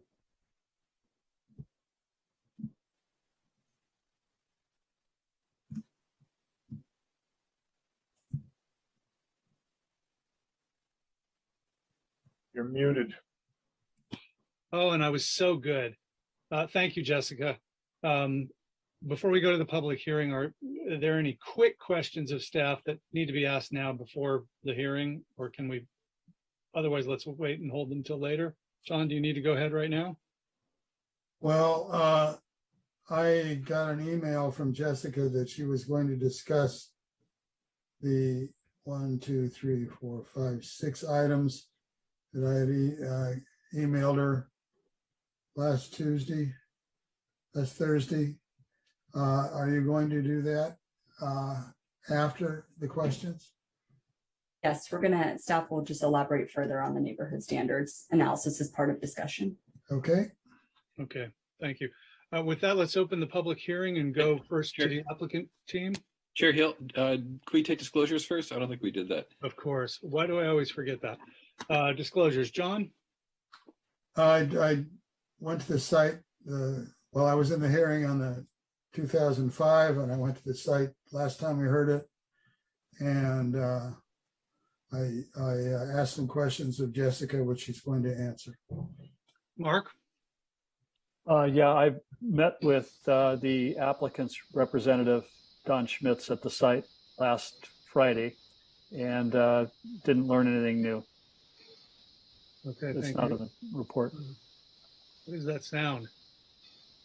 Somebody's Jeff? pushing. Jeff?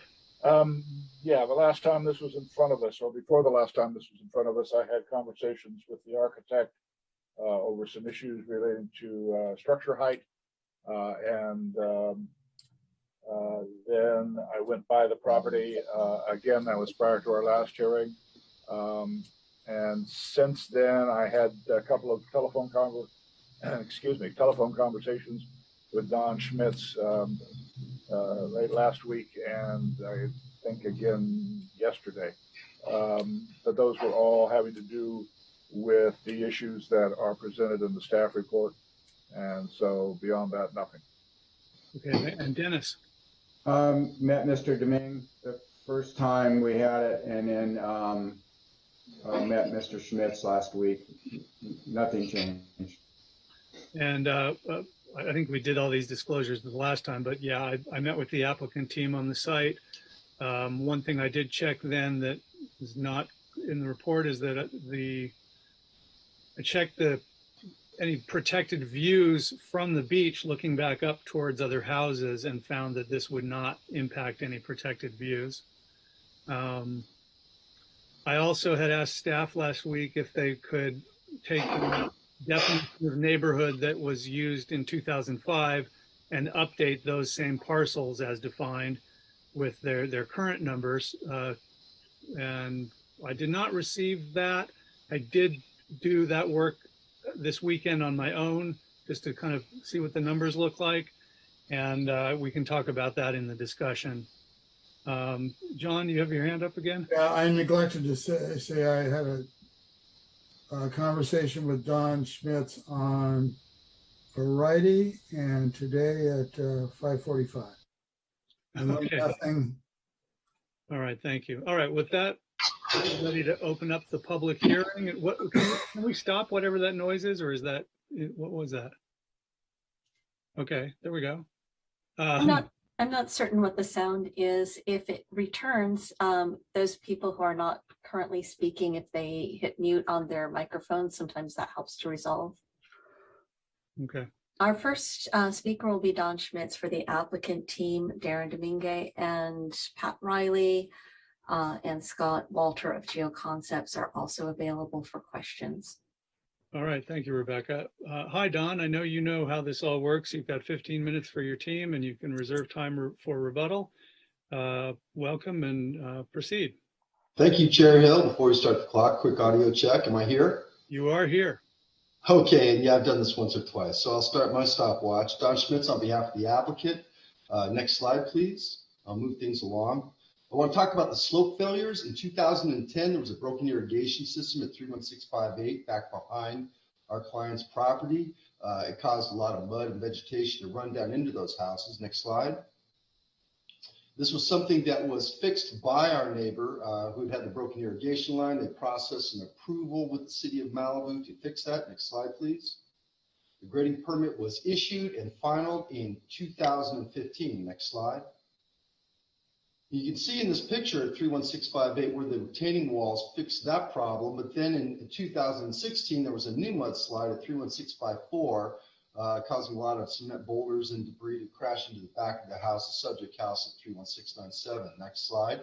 So while they were talking about how to fix that in 2018, the septic system failed at 31662 Broad Beach, causing a lot of debris to crash into the bedrooms at 31705.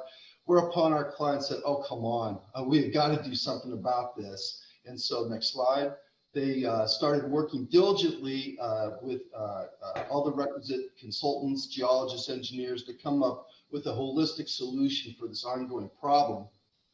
They submitted in 2018 the emergency coastal development permit to remedy those slope failures, and that was issued by the planning director in March 14th of 2019. Next slide, please.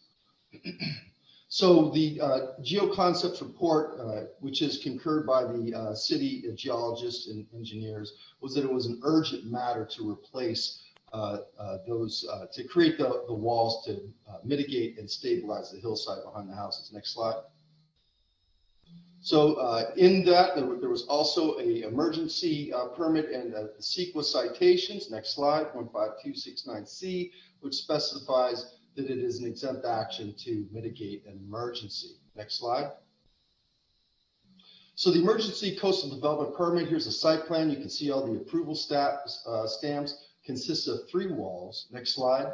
It was a substantial undertaking, costing a great deal of money. And it did take into account, of course, the factor of safety lines for static of 1.5 and the factor of safety pseudostatic, which means in an earthquake. And the walls were designed accordingly. Next slide, please. It's a substantial wall. It has 36 piles. Actually, the piles may be more than that. And the geometry was dictated by the engineering and by the geology. The walls are important, but what's really important is all these massive caissons, which were drilled down deep into the bedrock, and even more importantly, is the beams that tie them together drove the ship in regards to the configuration and location of the walls. Additionally, we needed to make sure that there was adequate rear yard setback between 31705 Sea Level Drive and 31691 Sea Level Drive, consistent with the building code. And we had to make sure that it also lined up with the walls further to the west. So this was exactly the type of wall that we had to do to not only protect these 3 homes, but the 4 homes back behind us. Next slide. So it's important to note that the walls are blocked by the residences, the proposed residence. You will not see the wall.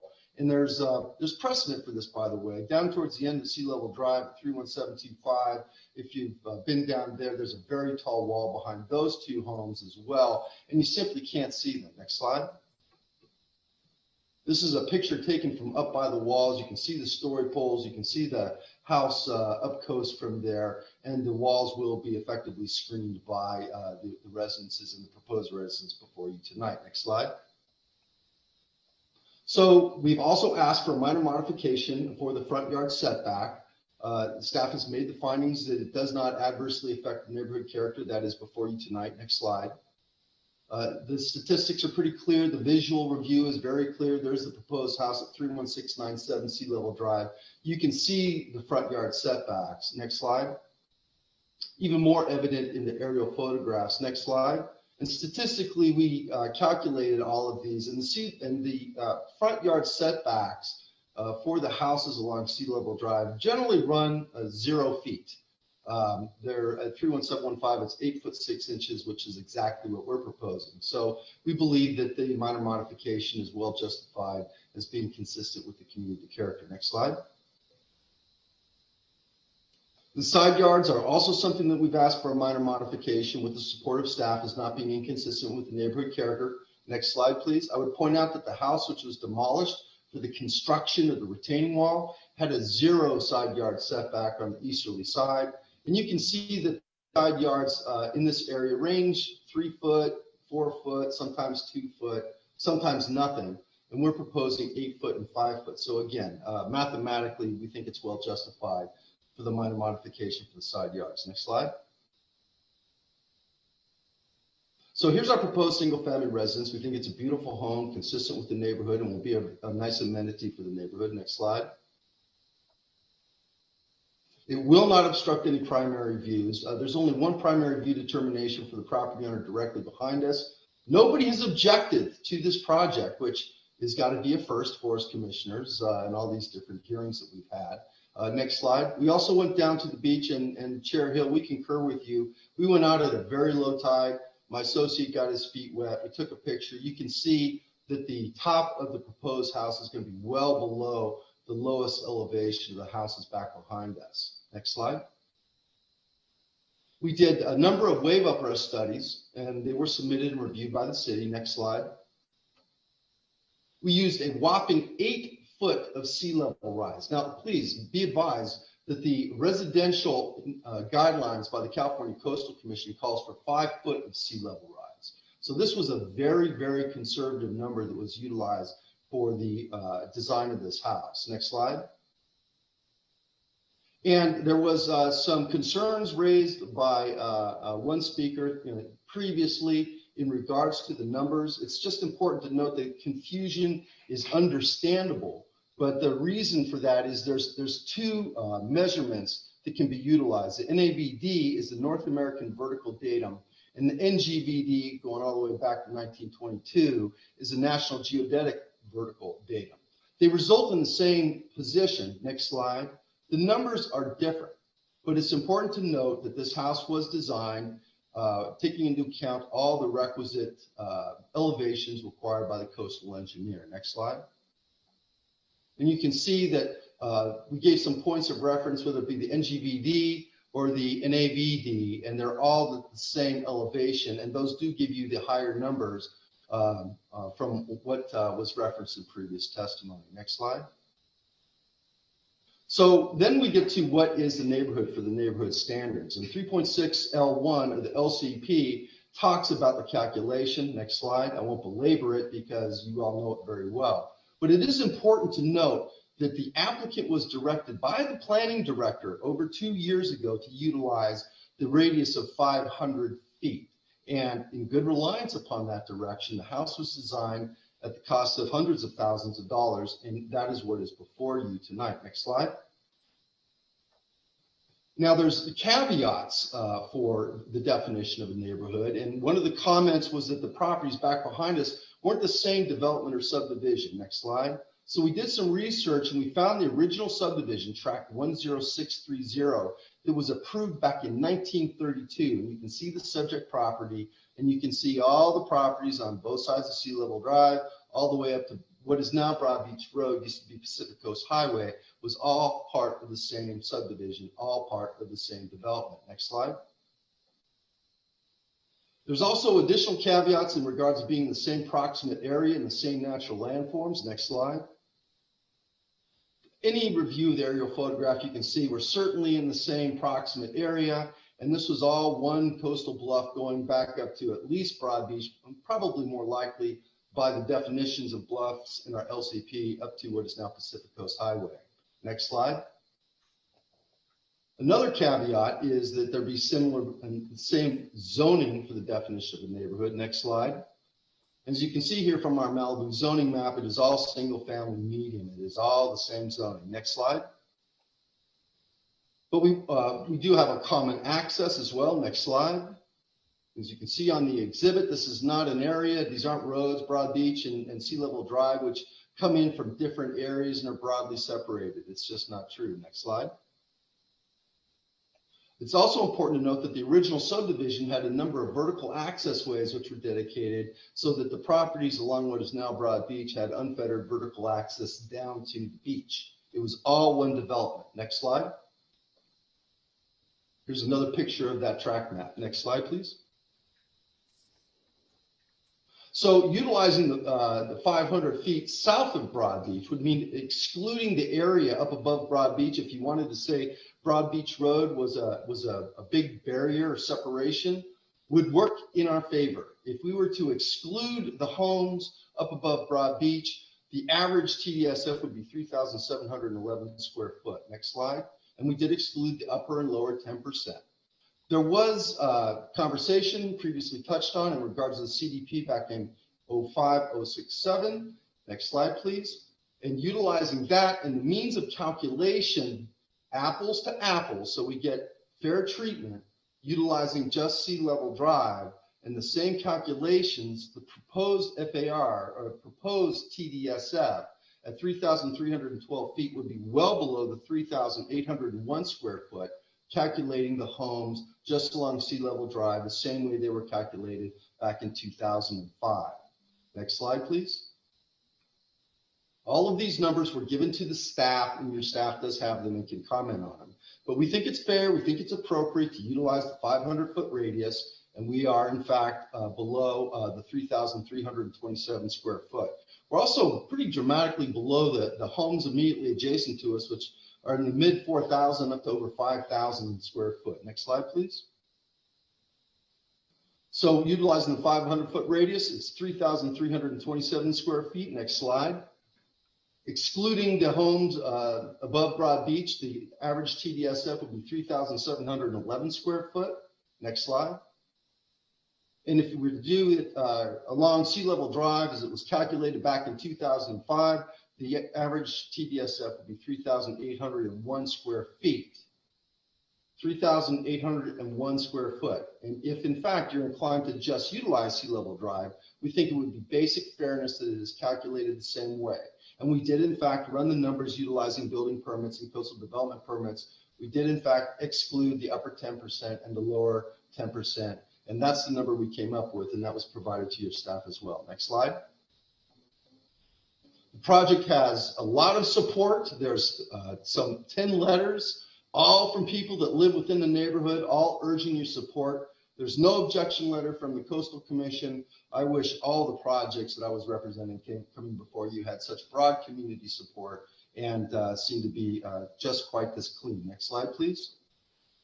So with that, the conclusions are up here in front of you. We believe that the retaining wall was designed pursuant to the appropriate stabilization factors. We were extremely conservative with the numbers that utilized for sea level rise. The front and rear yard setbacks are consistent with the neighborhood and the previous residents. And regardless of which neighborhood definition is chosen, the structure is consistent or below the neighborhood averages. So with that, I'd like to stop Chair Hill and retain 2 minutes for rebuttal.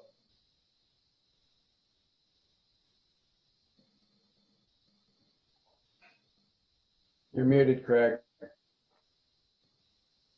Thank you, Don. With that, you have a minute and 51 seconds left for rebuttal. If we have public comment out there, can we please open those, Rebecca? Yes, we're going to begin with Jim Zurich, followed by Thomas Keene. If there are others in the meeting that would like to speak and have not signed up in advance, please click the raise hand button at the bottom of your screen and we'll circle back to you after our signed up speakers. So Jim Zurich. Thank you. Yeah. Jim, yeah, go ahead, Jim. Yes, thank you very much. We provided one of the 10 letters from the neighbors supporting the project. We're the Riley's neighbors at 31715 Sea Level Drive, 2 houses away, and have known them and been in the community for over 20 years. The Rileys are extremely good neighbors. They're extremely involved and supportive of our Sea Level Drive community. And we believe this new project will be an overall improvement to the neighborhood and complement their home next door. Importantly, you heard about the retaining wall project that has been extensive. I just want to compliment the Rileys that despite the amount of construction that was required to build that retaining wall to protect the neighborhood, the impact on the neighbors in terms of traffic, congestion was minimal. And so we do not expect this more minor building project to have any negative impact on the neighborhood during construction.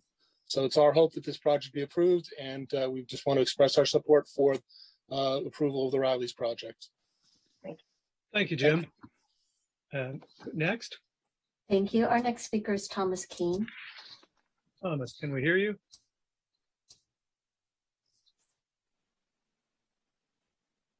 Do you see him in the meeting? I don't see anyone with that. I'm scrolling through. If you are in the meeting under another name, Okay, could you got it. raise hands? Yep. Tom K. Hi, Tom, can we hear you? I've just finally got my unmute to unmute. So can you hear me now? Yes, thank you, Thomas. Great. Go ahead. Thank you for the opportunity to speak. I actually have many of the same thoughts that Jim Zurich just shared. I've been the Riley's neighbor for 22 years, I guess, surprisingly. And at one point we lived 3 doors down. Now we live a little bit further up towards the gated entry. But I do know that they have been exemplary in what is always a challenge for our neighborhood when there's a project. The Rileys have been involved between a home build and this remarkable retaining wall project, which I know quite well how difficult that is because the reference to the existing tall wall is on my property. We were involved in that back in 2008 and 9, I believe it was. It's a tremendous amount of logistics, and where we had quite a bit of lot to work with, the Rileys have a very tight place to do that work, and they were extraordinarily involved with the neighbors and with the homeowner group, which I happen to be have served as president for the last 5 years, the Malibu Encinal Homeowner Association. I wish all of our member neighbors were as helpful when it comes to mitigating those kinds of issues for their other neighbors. They were by far the most effective in how they dealt with that. So we very much want to support, my family very much wants to support this. And then I'll just add that just last week, I became aware that there may be some questions of where the homeowner association is at on this project. So if that is a case, I'd be happy to try to address those from that spot as president of the association. Thank you for the time. Okay, thank you, Thomas. Rebecca, anyone else? I don't see any other hands raised in the meeting, so I believe that concludes our other public speakers. If the applicant team would like to rebut, they have about 2 minutes, just under 2 minutes remaining. Don? I'm here. So I most certainly do not want to rebut that testimony. I do want to say I believe that in addition to the presentation that was made to the HOA board, 3 or 4 of the letters of support from those board members. I noted with interest your appropriate inquiry, Chair Hill, in regards to that. I just want to emphasize a couple of things. You have longtime Malibu residents here. I think they've lived here 40 years, and they have done everything humanly possible to be good citizens. And they've spent a tremendous amount of money to stabilize their property to the benefit of not just themselves, but their neighbors back behind them. The reputation in the neighborhood is impeccable. They're just excellent, excellent neighbors. They have done everything asked of them very concisely, as directed by your professional staff for over 2 years of processing and analysis. There was also a tremendous amount of thought and detail in regards to making sure that the basement was in fact a basement. I believe it was slide 10 on Jessica's presentation. There was showing the existing grade, the restored grade, and to make sure that none of the exposed walls in the front were any more than 3 foot above the old existing grade. The opening to the garage is exactly that which is permissible. Well, it's actually less. You're allowed 36 feet, and we're at 33 feet, 3 inches, 3¼ inches. Clearly, this is not a house which is going to be inconsistent with the community character. The house that they sadly had to demolish to build the wall was almost 3,000 square foot, and the homes right next door are 4,400, 4,600, and 5,000 square foot. So with that, I'm certainly available, as is the rest of the entitlement team, to answer any questions you may have, and I thank you for your time. Okay, thank you, Don. It sounds like we're now done with public comment and we're back to the commissioners. Let's start off with some questions for staff if you have any. Actual issues, anything? Well, I'd like to have staff answer the questions I sent to Jessica. She's got the list. I can read them, or she can go through them one by one. Do you want to read them for the record and then staff can Yeah. answer? Yeah, good. Did you analyze the findings for CDP 05068 on neighborhood standards? Staff And, did. Oh, go ahead. and did you find that an error?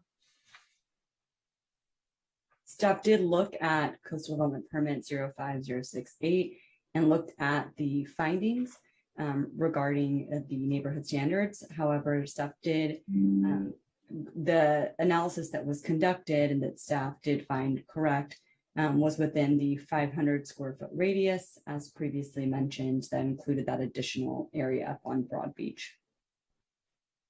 You're saying that the 05068 included the houses off of Sea Level Drive.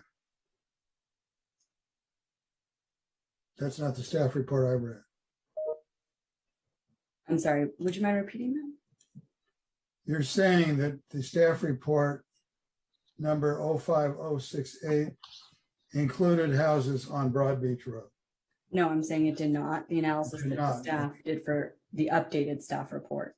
No, but the staff report that the planning commission approved a different, much more restricted neighborhood standard because of non-common access and a bluff, correct?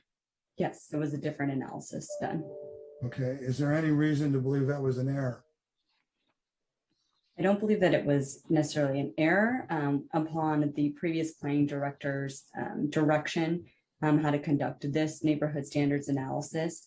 She was given the direction to, as I mentioned, do the 500 square foot radius from the house.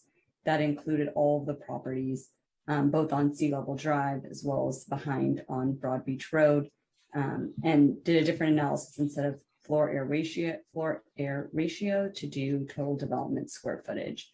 So there were differences within the analysis for both of the staff reports.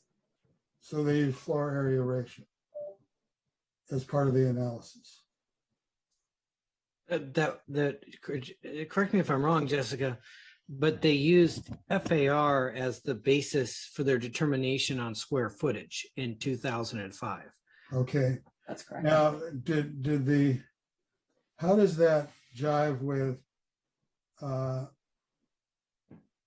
neighborhood standards definition number 16 that says neighborhood standards apply to where there are at least 10 development lots within 500 feet radius of the subject located site in the same neighborhood. Okay, that's at least 10, not,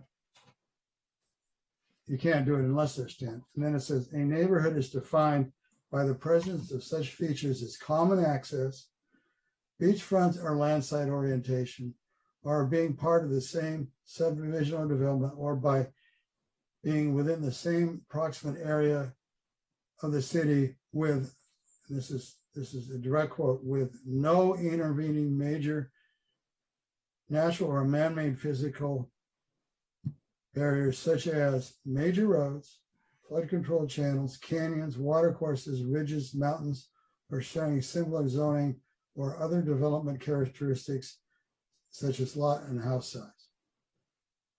So that those are mandatory. Do they consider the fact that there is no common access?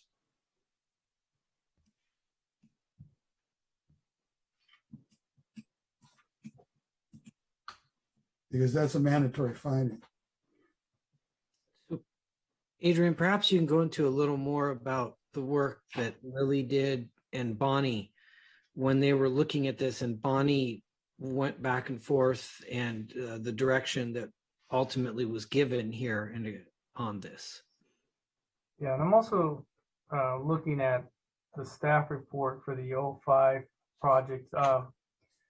Unfortunately, there is just not enough information that was provided in the staff report at that time that maybe answers the questions that Commissioner Mazza is asking.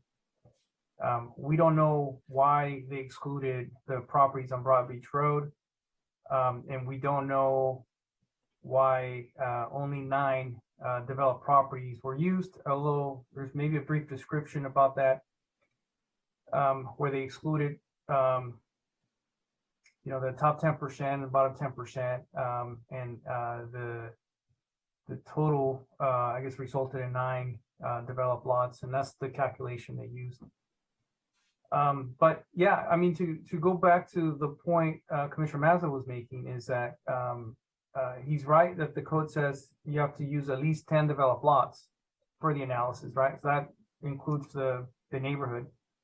But it doesn't say you have to be left with 10 developed properties once you remove the top 10% and or the bottom 10%.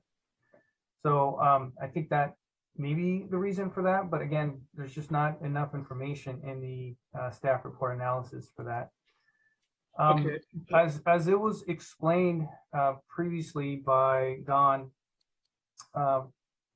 there were a number of iterations of what constitutes a neighborhood that were submitted to the planner that was working on this project, and that planner was working with the former planning director.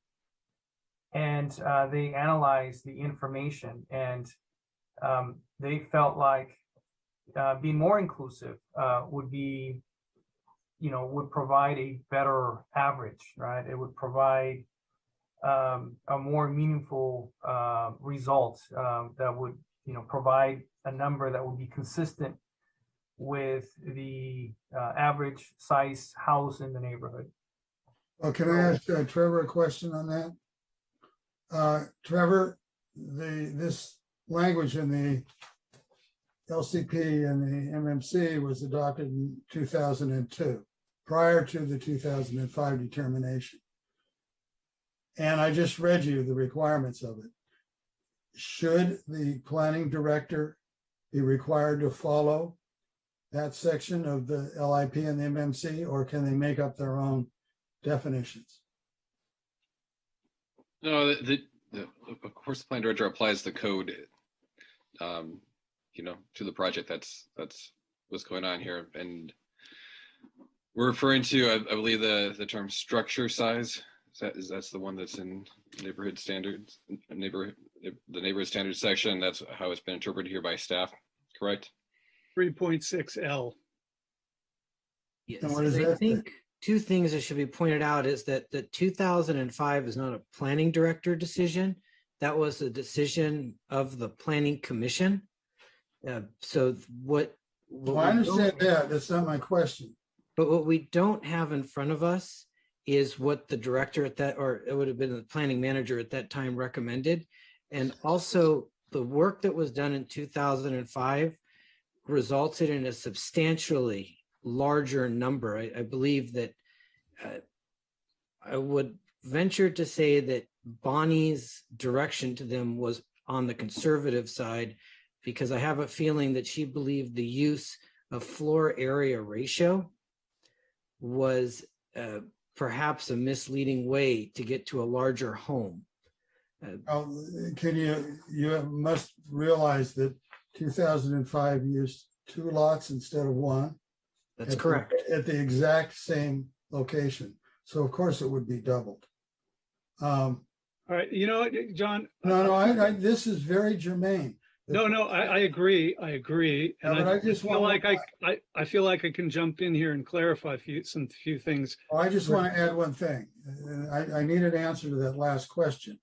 Can the planning director direct staff not to follow the written letter of the LCP, LIP, and the staff is bound by that, and the planning commission is bound by that? And that's a question for Trevor, because this is plain language. It says must. Yeah, I think I already answered that the planning commission and the planning director and staff all apply the same code. So there can be differences in interpretation between some of the terms in it, but everyone is bound by the code, and our job is here to fairly apply that to everyone. But when it says no intervening, blah, blah, blah, blah, blah, it means no. It doesn't mean maybe, right?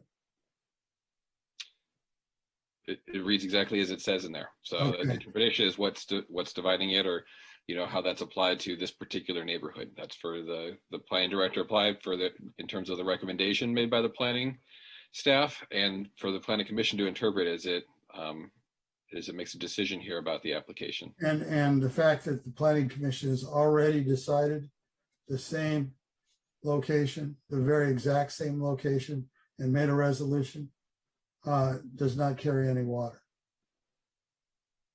In other words, you can change every time you want to do something. I mean, we have an obligation to try to treat everyone the same. If there have been intervening reasons for a different determination of what the neighborhood is, the job of staff is to apply the terms as best they understand it. And it sounds like staff here has looked into the previous determination on the neighborhood. They've looked at that and I think that they've been puzzled about why that determination was made in that case, and they weren't able to support the prior determination. Okay, I'm going to jump in here because I can clarify a lot of this, I believe. It may take me a moment. And by the way, I'm sorry that I was not available this week for some simple questions, but be that as it may.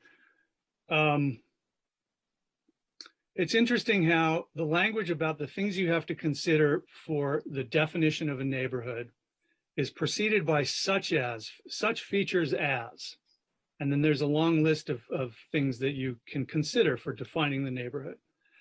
The applicant has chosen some things for that definition that we just heard tonight for the first time. They're not in the staff report or the application about what they thought some of the crucial features were. What I think John's concern is that we looked at this, the commission looked at this in 2005 and made a definition of what the neighborhood was then. And what that was exactly 16 houses on the land side of Sea Level Drive within the gated community. And to me, that there's a certain rationale to say that is the what's the word I want, but the basic neighborhood, because the common access is important. You're separated from other houses above by a man-made or natural physical feature where you've got that cliff there. That's another one of the features.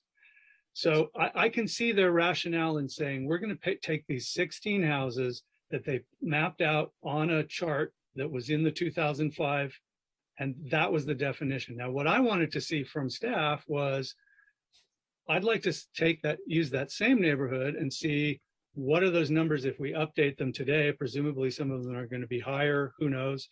But I felt like there's an analogy to the primary view determination.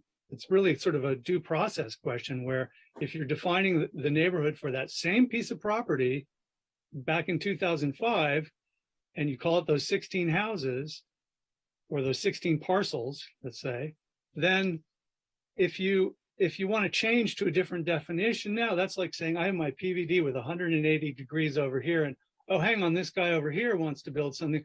I want to come back and get my PVD changed, so now I'm looking this way. And you only get that once. So to me, there should be some, from a due process standpoint, there should be some precedential value in saying, this is the neighborhood we've defined for that lot.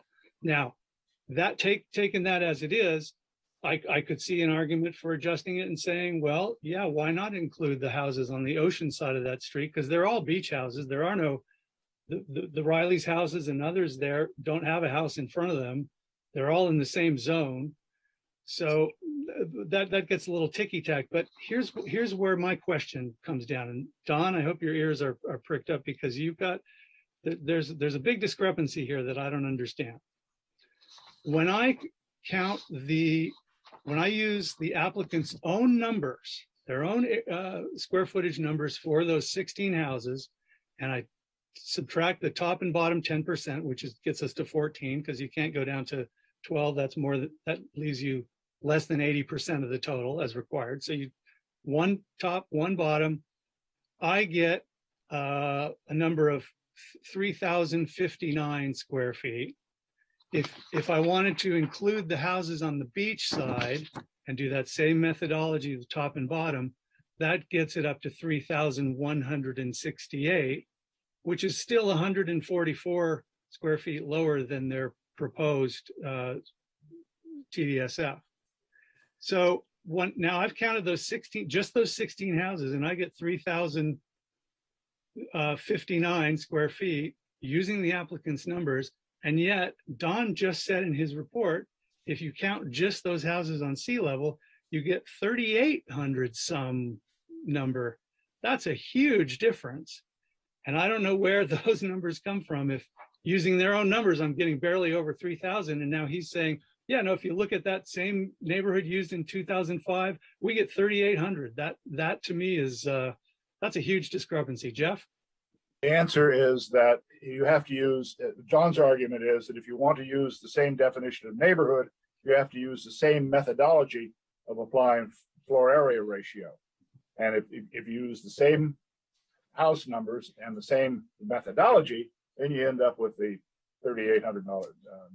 Well, I think the way the code is written, there's a distinction between how you define the neighborhood versus whatever methodology you use to determine what's an appropriate TDSF size. John? It's only a due process for the one process. Well, I want to point out that there is not one mention of FAR in the residential code. Yeah, no, FAR is, I think FAR is not relevant here. Not an issue. And I also want to point out that you have these things you can pick, and then it says with no intervening blah, blah, blah. Yeah. That's no, it's those with a no other. Okay? Well, I think it's pretty clear that in 2005, they identified a quite reasonable neighborhood, and I don't see any reason to change it. It's the gated community. There's the houses above are blocked by an intervening major natural or man-made physical feature. That definition ticks most of the boxes on the featured such as list. Don, okay, Don's got his hand up. I'd like to hear how you're getting 3,800 something for the 16 houses on the road that I counted 3,000 something with your own numbers. What's the difference? Can we open Don's mic, please? There we go. Thank you, Chair Hill. Yeah. So what we did is we got accurate numbers based upon CDPs and building permits. And then we applied the same methodology, apples to apples, fair is fair, for the permit in 2005. And there was another permit in 2013. And in those cases, what the Planning Commission approved, the precedent that was established, consistent with the continuity and consistency statement you made earlier, Chair, was that they then added on 400 square foot for the garages, and then they divided the square footage into the area of the lot. So utilizing exactly what was done by the Planning Commission and by the staff in the precedent, if you were to limit it just to the neighborhood within the sea level drive, within 500 feet, by the way, the average FAR or average square footage would come out to 3,801 square feet. So we just wanted to make sure that we were cherry picking, that we were doing apples to apples so that it would be a fair analysis. Okay, thanks, Don. Jessica or Richard, the numbers, whatever he's coming up with to get 3,800, we did not have those in our materials. Is there, what's the, how do we square that circle? Well, it's in the record.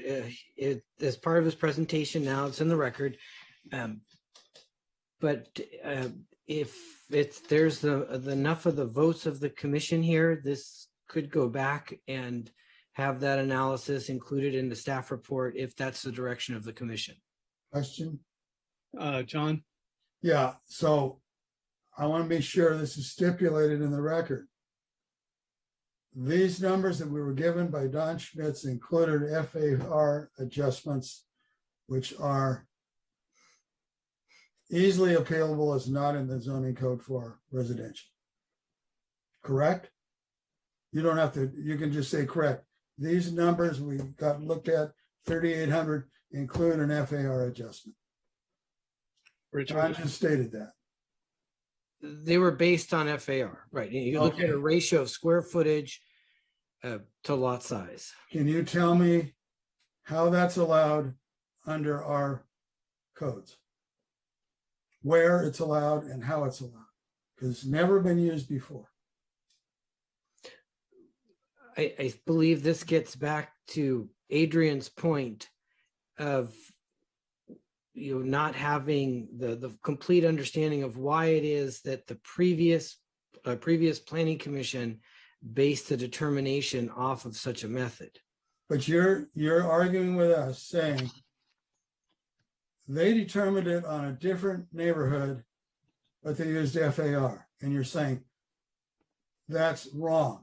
And then you come in here and say there's a different neighborhood and they used FAR, and you're saying that's right. Now, how can that be?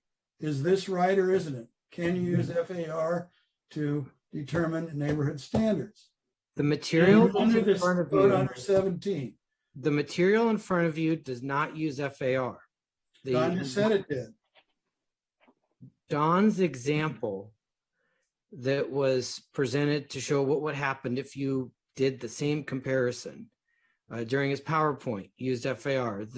Jessica, correct me if I'm wrong, but the analysis that they were directed to do by the previous planning director and when they were deemed complete is based off of total development square footage, not FAR. That's correct. What is their number? It's not 3,800, that is it. They're allowable with the TDSF was 3,327 square feet, and they proposed 3,312 square feet. To be clear, when you're saying that they're allowable, that's using that greater neighborhood that extends up around Broad Beach Road and so forth. But when we're talking about just the same exact 16 parcels that were counted in 2005, and applying the methodology there, you get 3,059. And if you want to be charitable and throw in the beach houses towards the eastern end, that gets you up to 3,168. And again, those numbers are the numbers I pulled off the applicant's color-coded table showing the different parts. I'm not adding or making up any different numbers. That's by their own numbers using the 2005 neighborhood. John, is that a hand up? Oh, I'm sorry, but I would comment also on that neighborhood standards do not allow you to go 1 foot over the calculation. Yeah, and I had a little comment on that just to clarify that here, the natural inclination I think that we all have is to be accommodating and say, well, you know what, they're pretty close. They're pretty close. But here are the toes over the line. And neighborhood standards is very different from neighborhood character in this regard. In neighborhood standards, you have this language that where they do not exceed the neighborhood standards. These changes cannot exceed the neighborhood standards. Whereas in neighborhood character, there's other language about how that allows for discretion about how the site plan can be approved if consistent with policies and provisions of the LCP. So it allows you to go and say, yeah, well, maybe they didn't quite meet the numbers, but it's still consistent with what we're trying to do here. So it is a pretty strict, bright line here. And the only fuzzy part is, I think comes down to, do you decide to keep the same neighborhood that's already set by precedent? Or do you say that's not so important and we can let them define a different neighborhood now that has a higher TDSF average? Jeff? Yeah, I just want to get this straight in your desire to be accommodating. All of the possible combinations and permutations of neighborhood and counting and methodologies result in a higher number, except the one that you feel we are compelled to use, which is the precedential 2005 analysis, but not the methodology that was used at that time. Right? That's not part of the due process issue you have. To be honest, I didn't think as deeply about what methodology needs. And my thought was, I don't know what they were thinking in 2005 about methodology, but that's not the way things are done now, regardless. Well, but if your argument is a precedential one, yeah, then shouldn't you use both elements, both halves of the argument that was used. In other words, the definition of neighborhood and the methodology. That seems to me, if you're interested in precedent, that was the precedent. That does make some sense, but on the other hand, I don't know that maybe we were allowed to use the FAR approach back then, and we're not allowed now. Let me comment on that, please. You were never in 2005 allowed to use FAR. You were never in 2022 allowed to use FAR. It is not in the residential code. It is a commercial code, period. It never was. But you are allowed to define a neighborhood. So you can't have a list of things and say, gee, this one was not the same. Okay. But you do agree, do you not, John, that in fact FAR was used in the 2005 analysis, which is you find precedential? No, it wasn't presidential. It was never used. It never said. Sorry, now you've lost me entirely. It was never used. They never built the house. Well, then why are we talking about precedent? Because they defined neighborhood the way they were supposed to. But it was never. Wait, to be clear, did they or did they not get the permit approved and final in 2005? Richard? Yes, but if you murder somebody with a knife and they find out later it was a gun, it doesn't mean you didn't murder him. Okay, this is. I mean, I'm talking to a lawyer here, but yeah, that makes it great. There's no precedent in making an error that was not allowed. It was not allowed in the code in 2005, but there is a precedent in making a valid, allowed determination. But just to be clear, in terms of any precedent, there was a permit issued and that was a final decision in 2005, right? That is correct. Just it expired. They never used it, but it was voted on and approved by the board commission. And my next question is, who do you feel whose due process rights are harmed by the staff recommendation, Craig? Well, I think that may be abstract. I don't have a line of people lining up with their hands up here, but I see John.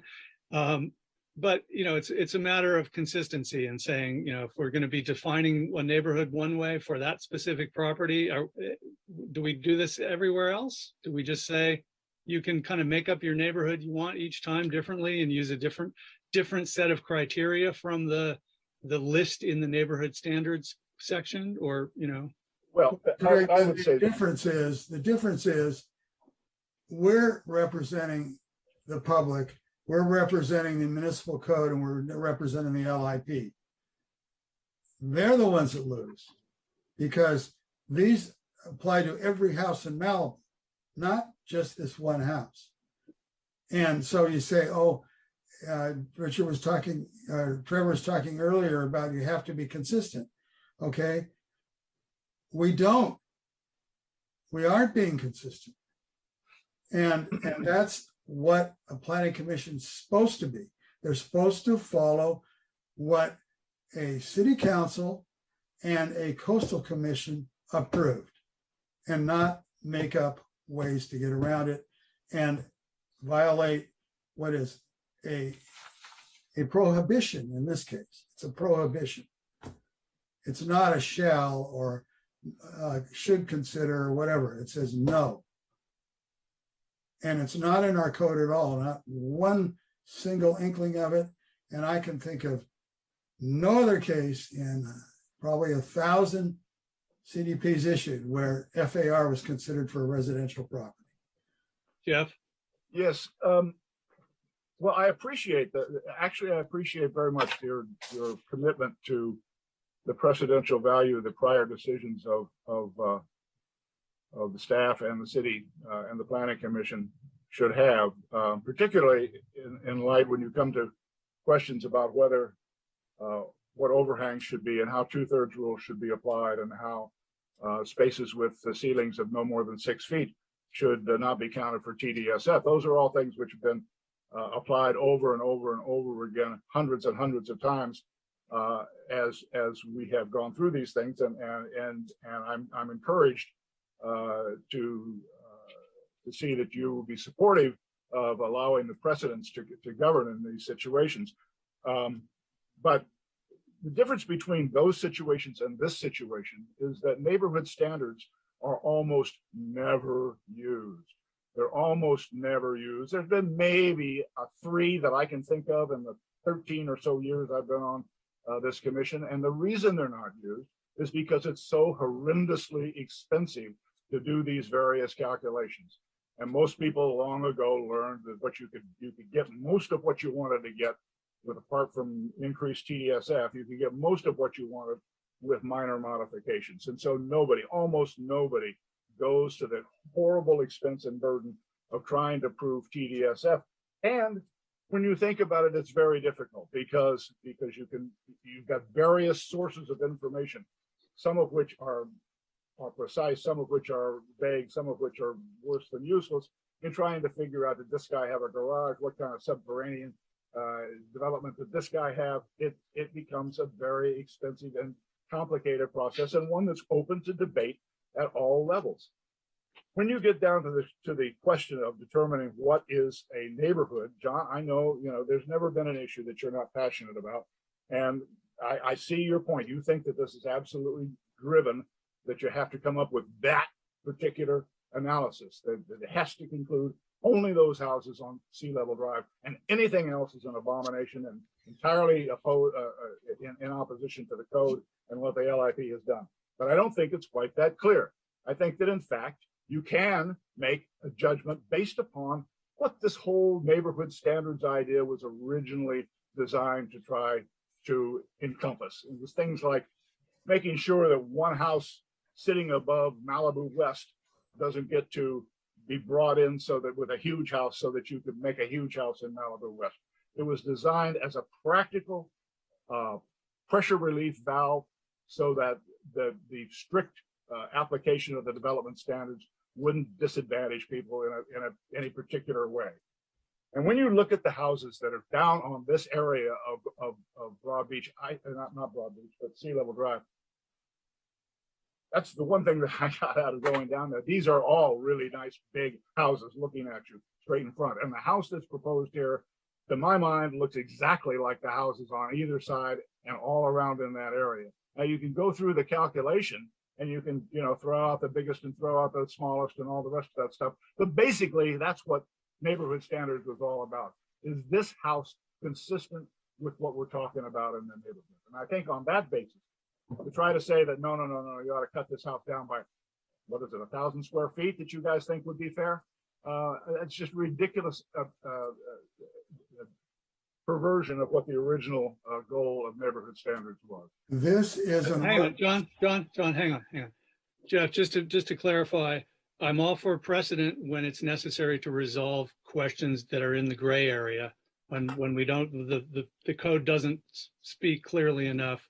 In the 2 cases you just mentioned about the 2/3 rule and the 6-foot heights of machine rooms, I don't see gray area. I'm reading black and white language. So I feel like the code's just been read wrong in those 2 particular cases. Yeah, but and I don't think we're talking about 1,000 square foot difference. I think, and you're right, Jeff, well said, that I think we're definitely in the ballpark. We're talking maybe a difference of 300 square feet, give or take, maybe less. In that regard, I would say that the fact that the city of Malibu, the planning department, the then planning director, advised these people to design their house based upon the criteria that she gave them is something that ought to be weighed in the balance. You're talking about redesigning I may be sensitive about this because I'm going through the whole process myself, but the idea of redesigning something that you've already paid to have designed because there's a discrepancy over 100 or 200 or 300 square feet in a situation like this is something that I think ought to be taken into account. The fact that these people were invited essentially to use this approach exactly. Right. Yes. Let me just say something, Craig. Yeah. I talked at the beginning of the meeting about how the city council needed to get funding to clear up things. There's a difference here. This is language voted on with a prohibition. It's very clear, you shall not. And No, I'm saying that over. a planning director has absolutely no right to change that. It's an appealable zone. It's clear as a bell, and there's a reason why it was changed. It was to get a bigger house. And I'm sorry, what? By getting this other zone neighborhood, you got a bigger house out of it. Okay. Now, granted, it's only 300 feet, but planning directors can't make those decisions. City councils cannot make those decisions. They are approved by the planning commission and adopted. Okay. This was adopted. It is very clear. It says no intervening, blah, blah. Okay. No. You know, you don't have to keep repeating it to me. I get it the first time. Right? I know what your issue is. But Jeff, let me say this, where you see bright lines and absolute clarity, I see something that is basically designed and was intended to be guidance. Well, all I know is our attorney told us that no meant no. Okay, guys, let's hear from Mark. He's got his hand up. He's made a new perspective.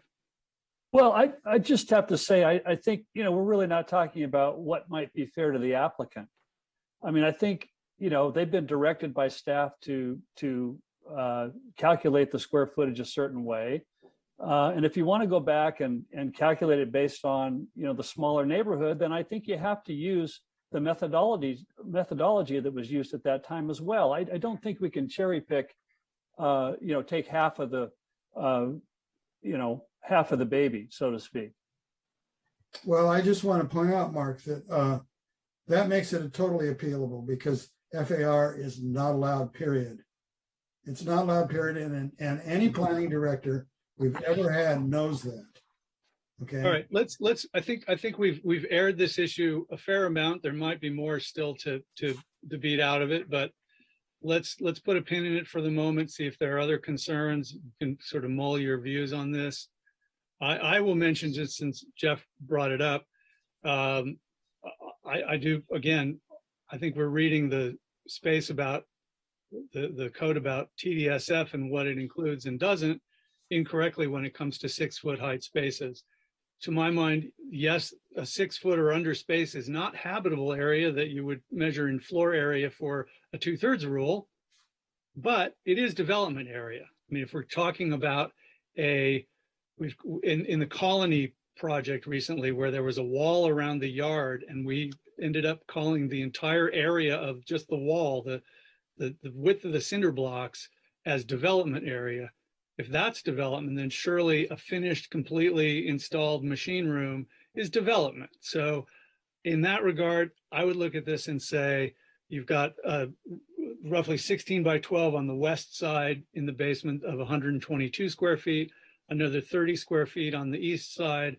That's 220 square feet that you divide in half because it's in the basement. So that's another 111 square feet that if I were doing the math on this, this is for the record, because I know you guys aren't going to buy it, but I would be saying, yeah, you have to count that extra 111 square feet because it's development. Any other questions or issues? Yes. John.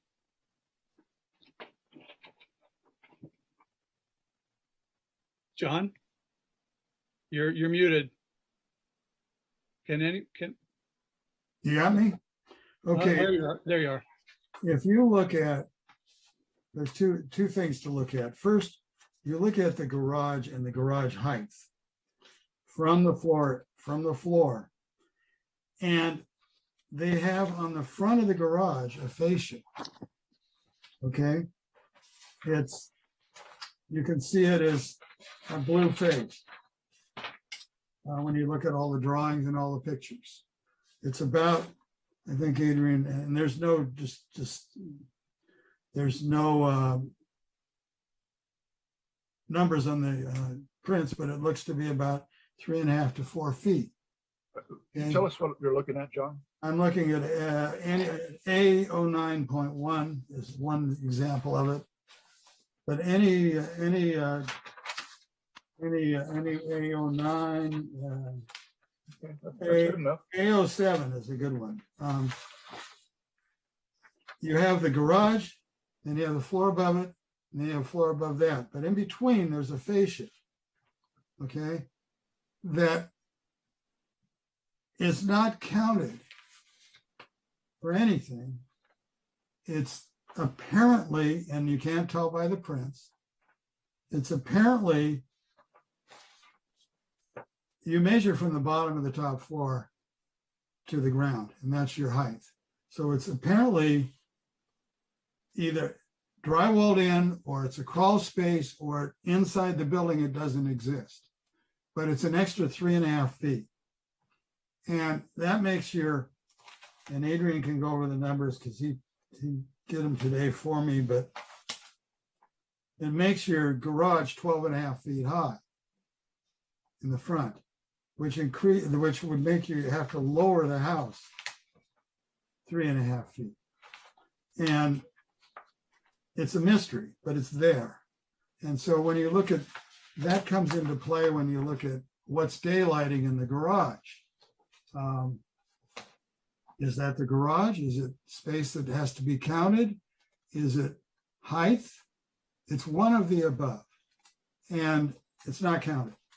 Now, we could, and Adrian can explain it better than I can, I think, but it's a question I asked, and he said, oh yeah, that's weird. That's one thing to look at. Now, I'd like to, if I can, and we again have this thing about the width of a garage, and then we put planters all around it and call that underground, which is, you know, to me very strange. But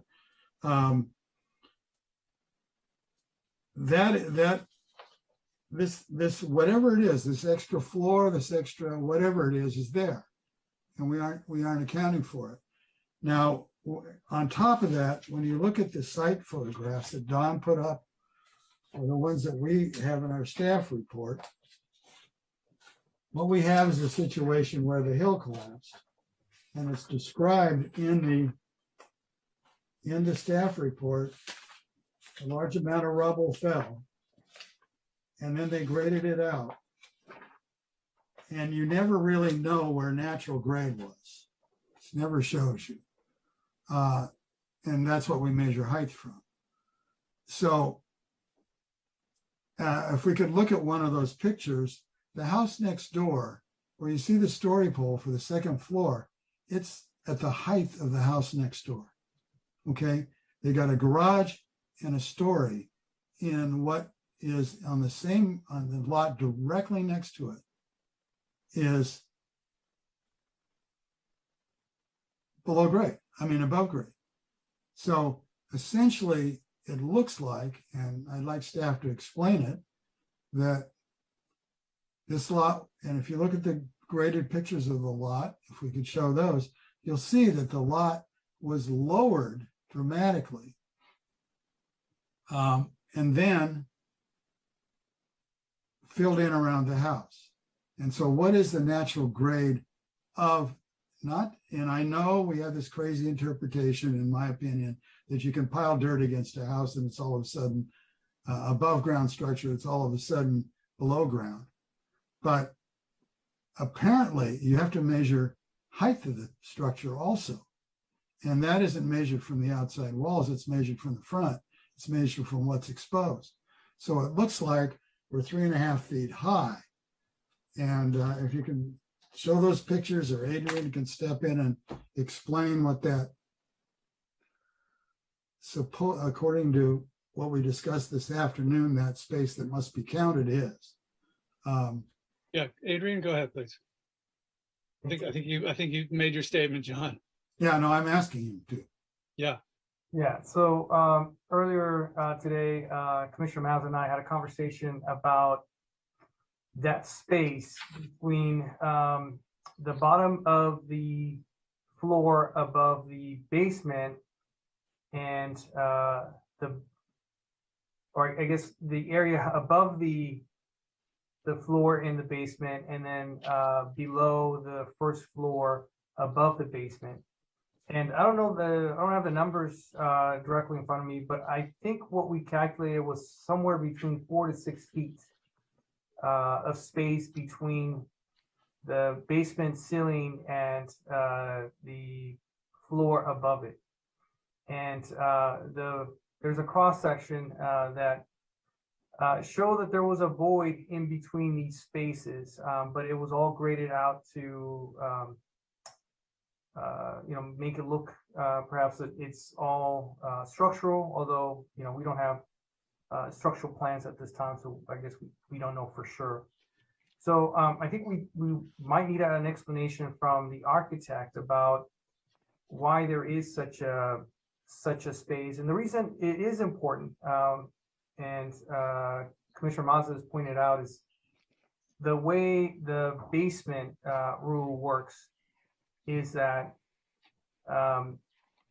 the basement is not allowed to daylight more than 3 feet, more than 3 vertical feet, as measured from grade adjacent to the basement to the bottom of the first floor.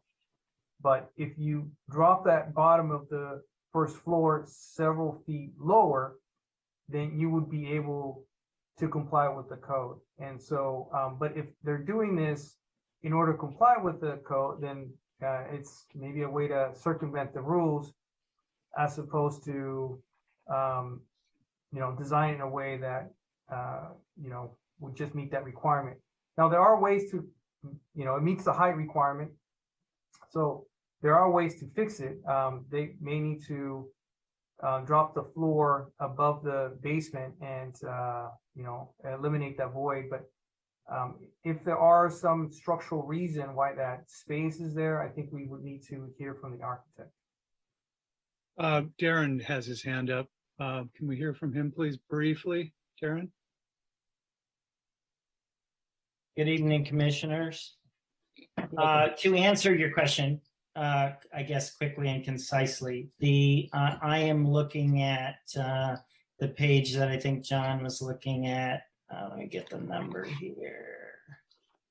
9.0, yeah, AO 9.0. The section through garage number 2, and the natural grade profile is the black line at the bottom trace line. The red line above it is the 3 feet, which is the maximum amount that you can daylight. And basically what we had to do is we had to keep pushing the face of the garage and the entire basement back into the slope until we were at that height. So basically, if we pulled the building forward, yes, we wouldn't have been able to. We would have had a bigger garage and basement area. But by placing it according to the code, natural grade trace plus the 3 foot additional, that gets us that red line. Our grade, our outside envelope of the building is still 28 feet above natural grade. The interstitial space, which is allowed for ducting, and in this case, the ceiling is higher, if you recall, in the back for the wave uprush. In other words, we had to be higher for habitable rooms, right? Even though we're doing wave uprush, right, for a landside house, which you're not supposed to have to do wave uprush for, but that's beside the point. So we've accommodated for all these factors. We had a rear yard elevation that we were remaining consistent with, which is what the prior house was, as well as the neighboring houses. You'll see all the yard are at about the same elevation at that 2990. And so in order for the floor level to meet that yard elevation, that pushes us up. Our basement is still compliant as far as height. However, we end up with an interstitial space, which we use for, number one, we've got a cantilever for the deck. And number two, we've got to put our ducting and stuff somewhere. That second level we're thinking is going to be a concrete structure because of the big cantilever. And we're going to need depth for beams and also then the mechanical, which is going to come from underneath. So again, that space you could say, well, you could have a taller ceiling in the garage. Well, we're going to need that space basically. So just Darren, just to be clear, we're talking about on that same diagram, ground level out in front of the house, that's 17.84, and terrace level, first floor at 30.15. So that's basically a little over 12 feet from 12-foot height for the garage space. Is that a correct reading? Well, it's the 12-foot high is because of the difference in floor between the garage and the bedrooms in the back portion of the basement. So yes, overall, it's the same floor height above. That's consistent. In the front, we drop the height of the garage because because of that cantilever deck out front, we need additional, depth of structure. I get it. John, thank you, Darren. John, is that still problematic for you? Yeah, because number one, and we're going to look at this next, that is not apparently, and I never could find what that line was, that apparently is not natural grade, and you can see in the pictures. But also, we're talking about measured from the floor above, not a drop ceiling, okay? And the floor above is substantially higher. So it's daylight. And that's number one, the natural grade is wrong. Number two, it's more than allowed to be daylight. Let's hear from Dennis. Okay. You do realize how much weight that's carrying for the house, all right? So you've got beams in there, you're going to have HVAC, you're going to have electrical. That whole area is made for the mechanical stuff. You got structural stuff, mechanical stuff. The garage is just a simple 8-foot ceiling. It's nothing. That's a standard 7-foot high door. There's nothing magical going on here, Commissioner Mazza. This is what it takes to hold that end of the house up and go ahead and run all your stuff. It's real simple. Well, then, if you read the plan, you'd notice that where it says vestibule, it's 3 stories high. And it has none of that, and it's held up, where this is 2 stories. The vestibule is not 30 feet high. You have the vestibule, you have the next floor up, and the floor above that. Three floors, one of them which is considered a basement. That's a lot heavier than this, okay? This only holds up 1 floor, okay? So it's hard for me to believe that you need all these beams and everything to hold up 1 floor instead of 2. That's why you're not in the building business. I know how to read plans. Now, definitely not. Okay. We have this issues on the table. Are there other concerns? Yes, I want to look at the photographs of the site as it is now. If we have them in the staff report, and Don had them also, because I want to look at what we're considering natural grade. Okay, while somebody's finding a photograph that will show that, I will ask a related question that I'm sorry, I should have, if I were around this week, I would have asked it then. But with respect to light wells, when is the ground in a light well part of it, just incidentally at the basement, and at what point does it become grade? Here we've got the bedroom on the backside of the basement that has a light well that's approximately the width of the whole bedroom and about 5 feet deep. Which drawing are you on, Craig? Yeah, I'm sorry. Look on, for example, well, you can see it on A08 is the bedroom there. That's a section or an elevation. If you look on a plan view, you can see more of that it's actually about 5 feet wide.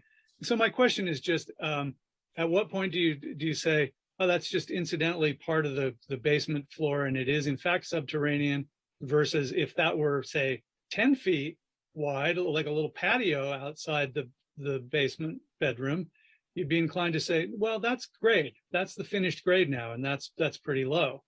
So is there a standard for how much extra width of how wide a light well can be before it's considered ground level? And is 5 feet pushing that envelope or not? Yeah, we have a policy strictly addressing light wells. And in that policy, we have strict requirements about the depth and the width of the space.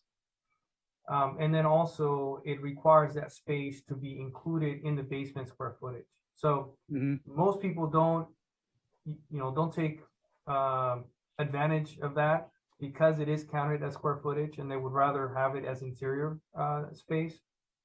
But the requirement is that the depth is no more than 4 feet from the edge of the exterior wall to the interior retaining wall of that light well, and then the length of it running adjacent to the exterior wall cannot be more than 25% of the overall linear footage of linear feet of the basement area. Okay, I do see now for the first time on A09.2 that whereas I had measured it on a different drawing as being 5 feet, here it is specified as 4 feet deep, so that would be good. But then when you look at it on the A08, it looks like it's almost half the width of the house. Yeah, I mean, you can see it on sheets A-03.0. You can just eyeball it and you be able to tell that there's no way that light well anywhere close to the 25% of the overall linear feet of the exterior walls of the basement. Oh, of the linear, not just the one side. Okay, got it. It's not, Adrian, it actually says the whole wall all the way around the building? Yeah. I don't believe that's what it says. It does, yeah. We've turned down some smaller ones than this. Okay, do you have John's picture for him?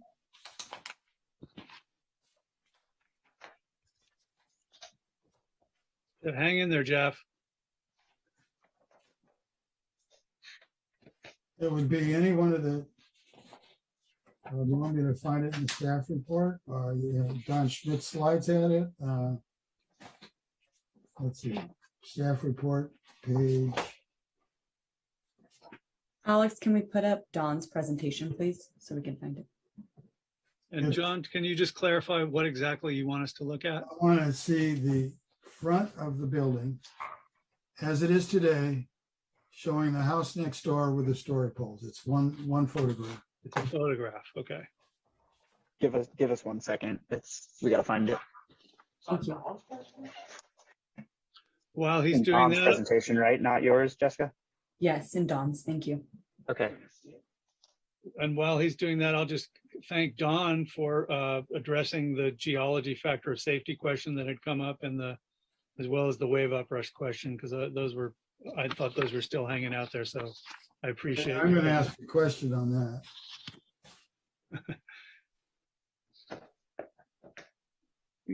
Getting close, Alex?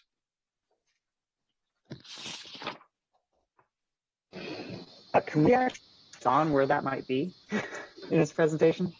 We don't seem to be able, he's got like 80 slides or something like that. I'm here.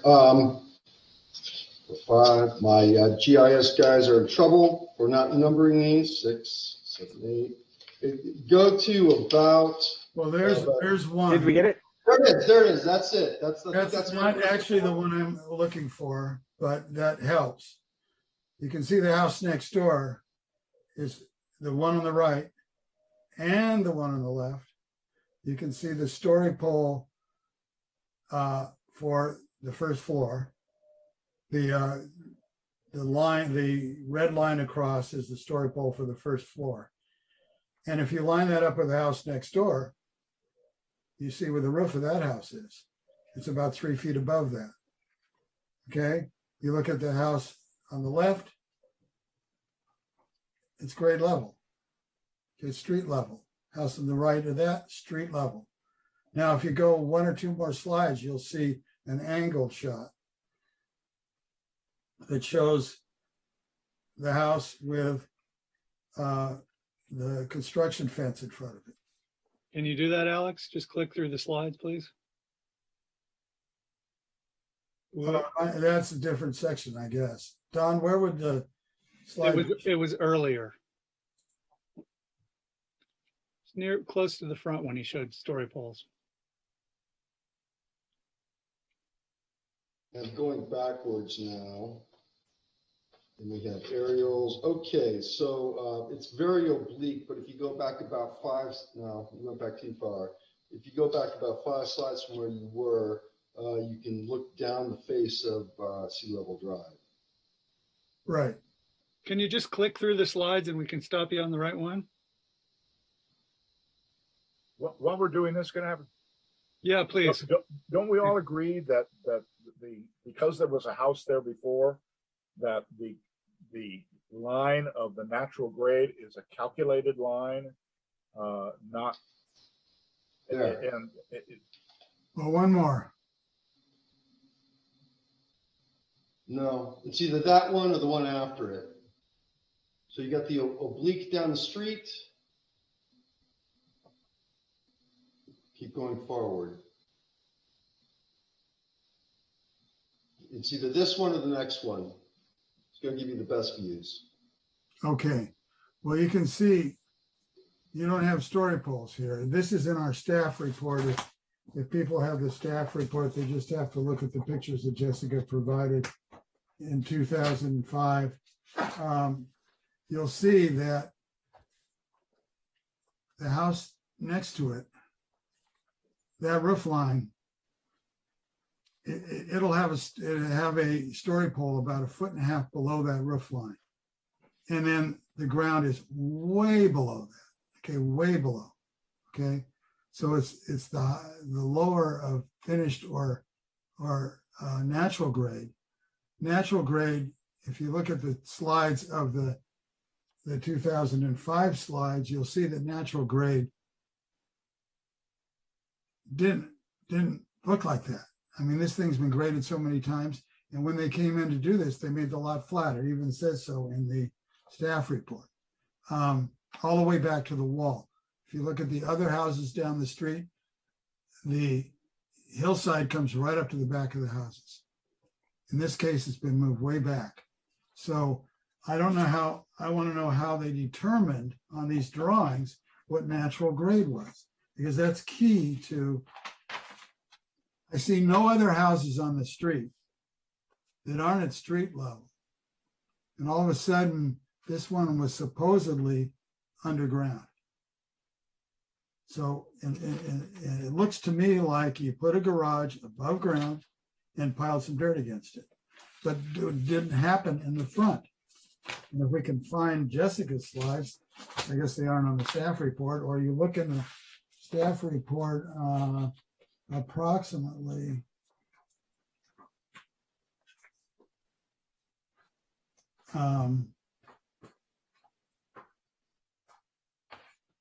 well, there's the pictures of 2016 you can see, and they're on the site photograph failures images. And then there's the 2018 slides that follow it. The question I have is, how was natural grade determined? It seems like it was just drawn. There's no evidence that it was ever there. Why don't we get an answer to that? Yeah.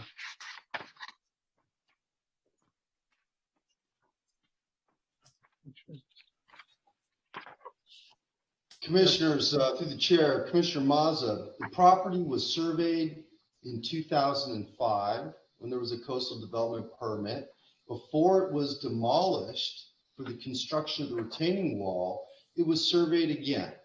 And so there were accurate surveys, the most recent one by Chris Nelson and Associates, that showed the grades before the house was demolished. And there is also on the plans that Mr. Dominguez gave you, and on the cross sections, and it was also in Jessica's presentation, that shows the previous natural grade, then the restorative grade, which is what we have out there right now. And then all the measurements were taken from the existing natural grade before the demolition. So it wasn't speculation, it wasn't just drawn, it was surveyed, and that is part of the record of the So you're saying that every house on that street had basically a landslide up to about 20 feet from the street, about 6 feet high.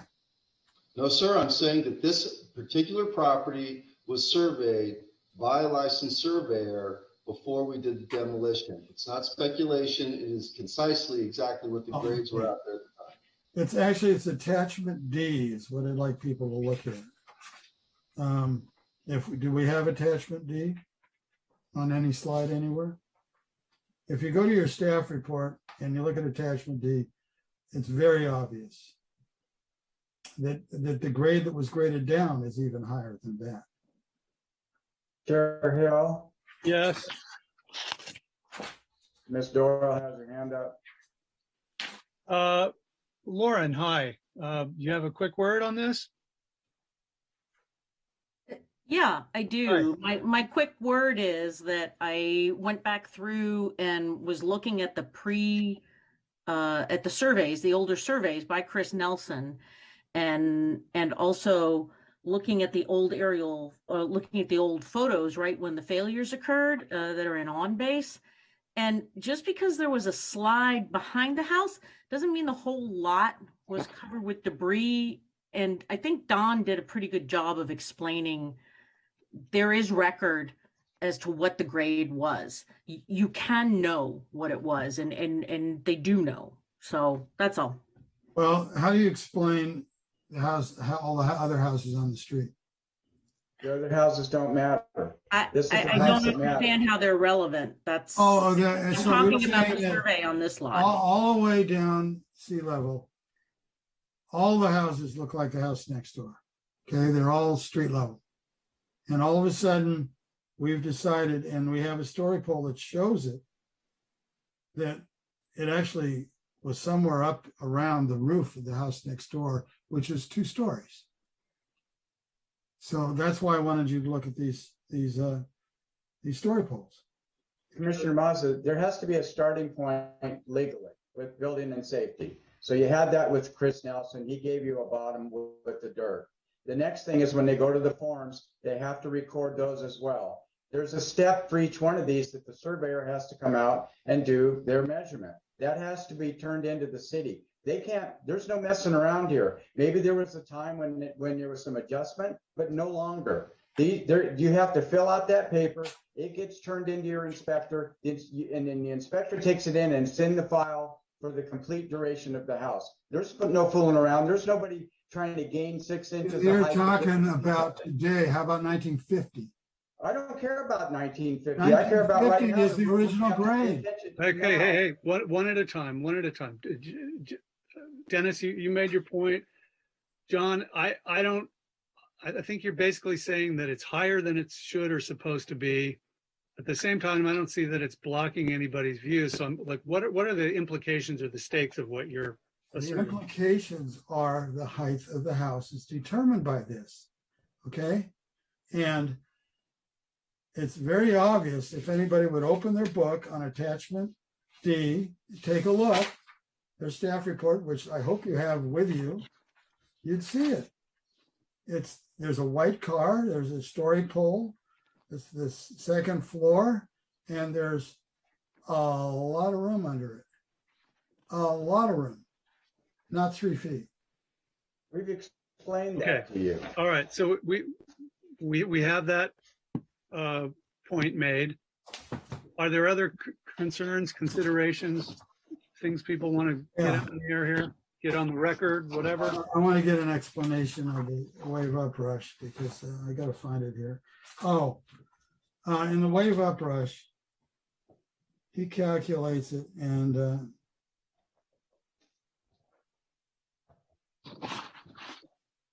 while the consultant maintains the opinion that about 4 feet of sea level rise is reasonably appropriate, for the project. The updated analysis evaluates the medium rise in the scenario for the average low and high emissions at SLR 7.9. Based on the scenario, the still water elevation is 0.16, and I think this house is 17.8. That's still water. And wave overtopping in the road will occur at about 8.4 cubic feet per second under sea rise conditions, overtopping the bore by 2 feet, and will result in a decrease in height of the road. Let's see.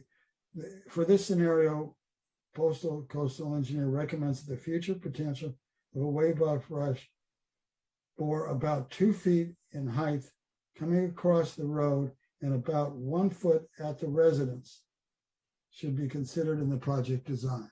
So he's saying that the sea uprush comes 1 feet up the residence. And I wonder how he recommends that you take care of that in the design. And I'm wondering how that was done. But in terms of how do you drain the garage or whatever? Oh, no. You don't drain the garage. You have to come up to sea level rise. Yeah. Lauren, you look like you have a comment on that. Yes, actually, I do, because this is something that we had a lot of discussions about with the applicant when we realized that that originally, when they'd done the first wave uprush study, that the Coastal Commission was looking at a higher level of sea level rise, and Darren got on the phone and Dave Skelly, and we hashed it out, and they agreed to come back and use a more conservative sea level rise, right? So Commissioner Mazen, I want to explain to you, there's a road, okay? And there is a revetment, a permitted revetment, okay? So when they're doing the still water level, that's the breaking, that's on which, that's the water level, that's the sea level rise and the height of the tide at 100 years at the end of the project life, when they're bringing the wave in and figuring out where it's going to feel the bottom, where it's going to break, what's going to happen. And what they determined was at that point, under the conditions, that the wave would overtop the road, okay, be about 2 feet, right? Now, this is not uncommon in coastal areas in storm situations or in extreme event situations. They have all sorts of standards for this in Europe, right? Where particularly in the Netherlands, where you can't avoid this, right? You get the North Sea storms, water comes over the top, right? So what happens to the water? When it comes over the top of the road, it's about 2 feet high. It's going to dissipate, okay? It's going to dissipate sideways and it's going to come across the road. When it comes across the road, and this is, remember, this is at the end of the project life. This is in 100 years at the end of the project life. This is what they're modeling. And they wanted to figure out, okay, so what does it look like? And what's going to happen at that point, right? And are so you're going to have water kind of flowing across the road. It's not going to be a wave at that point. It will have crashed. It's dissipating. The depth of water is spreading out and lowering. So what do you do when it's coming across the road? Well, what you do is you flood proof the bottom floor, right? Remember, this is at the end of the life of the project. This is not standard everyday conditions. This is at the end of the life of the project. And ASCE has tomes and chapters and verse about this. ASCE 24-5 is flood resistant design. ASCE chapter 7-10, minimal loads for buildings due to flooding. So what we asked them to do and what Darren did, and they looked at that and they figured out how to make the bottom area floodproof, and they raised the habitable areas above the elevation of where the flood water was going to be, okay? So you don't necessarily have to have drains, you just have to have flood resistant construction. I understand everything you said. Elevation. I understand everything you said, but my question was different. My question was, the question was Mr. Phipps recommended, or I guess it's. Mr. Phipps and I did the review together. Okay, His Mr. Doyle or signature whatever. is on the referral sheet. The But very last sentence is, the height coming across the road or about 1 feet at the residence should be considered in the project design.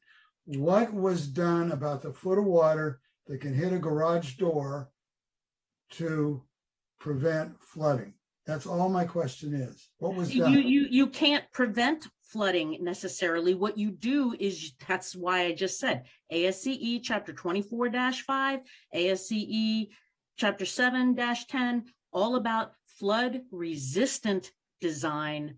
When you cannot avoid the water, how do you design it so that the materials and the design resist and don't get damaged? What you do is you design it for wave forces, you design it for salt water, you use 5,000 PSI concrete. There's all these different things. And if you would like me to send you chapter. No, I don't care about ASCE, whatever. The coastal zone, coastal wave uprush studies require you to be above the wave uprush.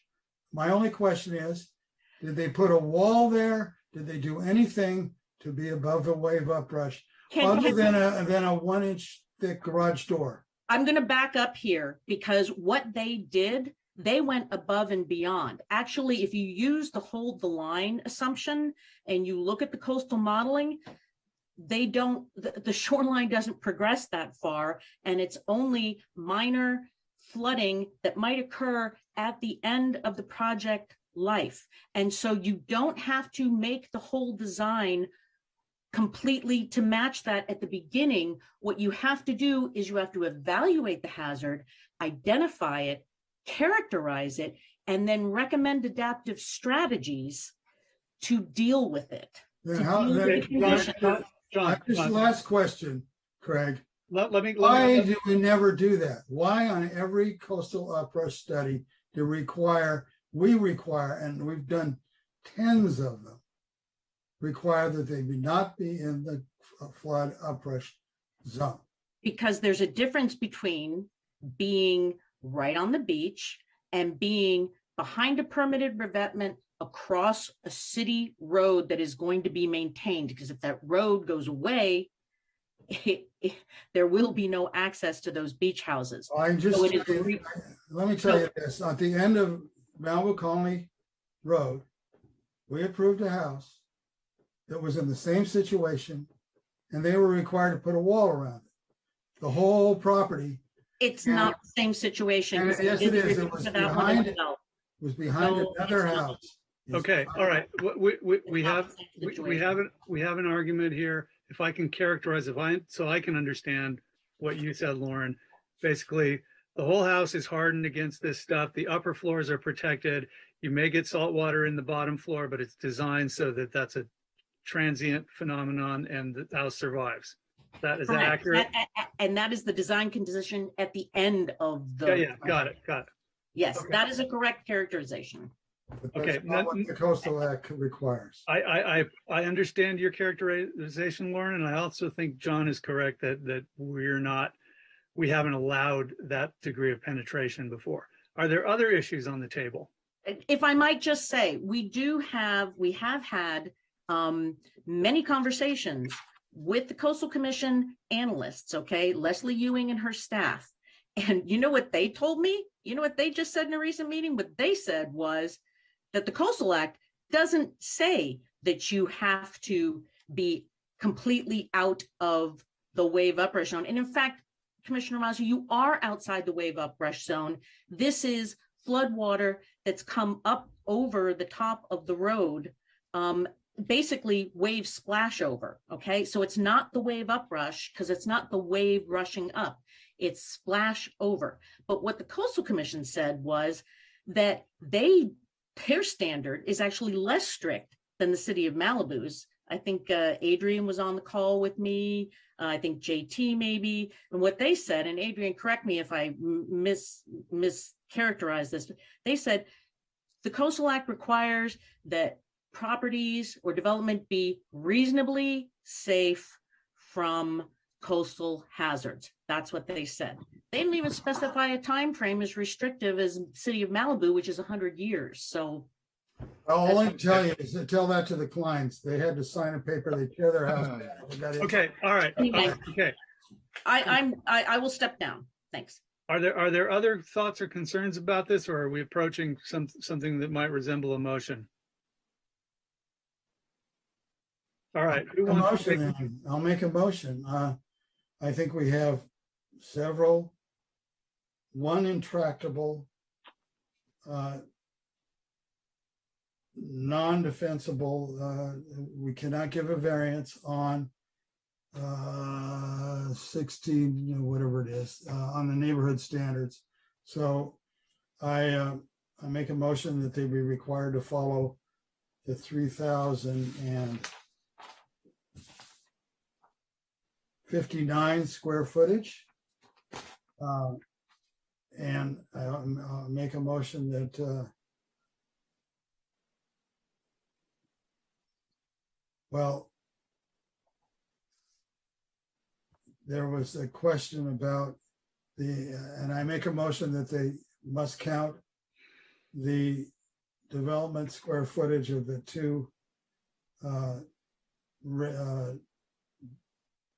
square footage areas in the garage that weren't counted. So by that motion, you're saying that they're You mentioned the two areas, if you could fill me in on that. 200 or 300 or 400 square feet. So we're talking about the space behind that fascia? Is that the area he wants to have counted? That's No, I think 4 or 5 feet high? he's Well, that, Jeff, I don't know, I don't want to continue this again, but we could continue for them to explain that, because Adrian does have a code problem with that. Well, my question is, what is the space that you wanted to have counted? That's not counted? Craig, those two rooms that you mentioned. the two machine rooms that are 6 feet All right, high. okay, right. If you add the discrepancy, You got an ally, good. if you add those in and split it in half, because it's basement square footage, so you only take half of it, and you add that to the discrepancy with the neighborhood standards, you're looking at, I could give you an exact number, but more to the point, the ballpark's between 250 and 350 square feet that we're off of what we're looking at. Right.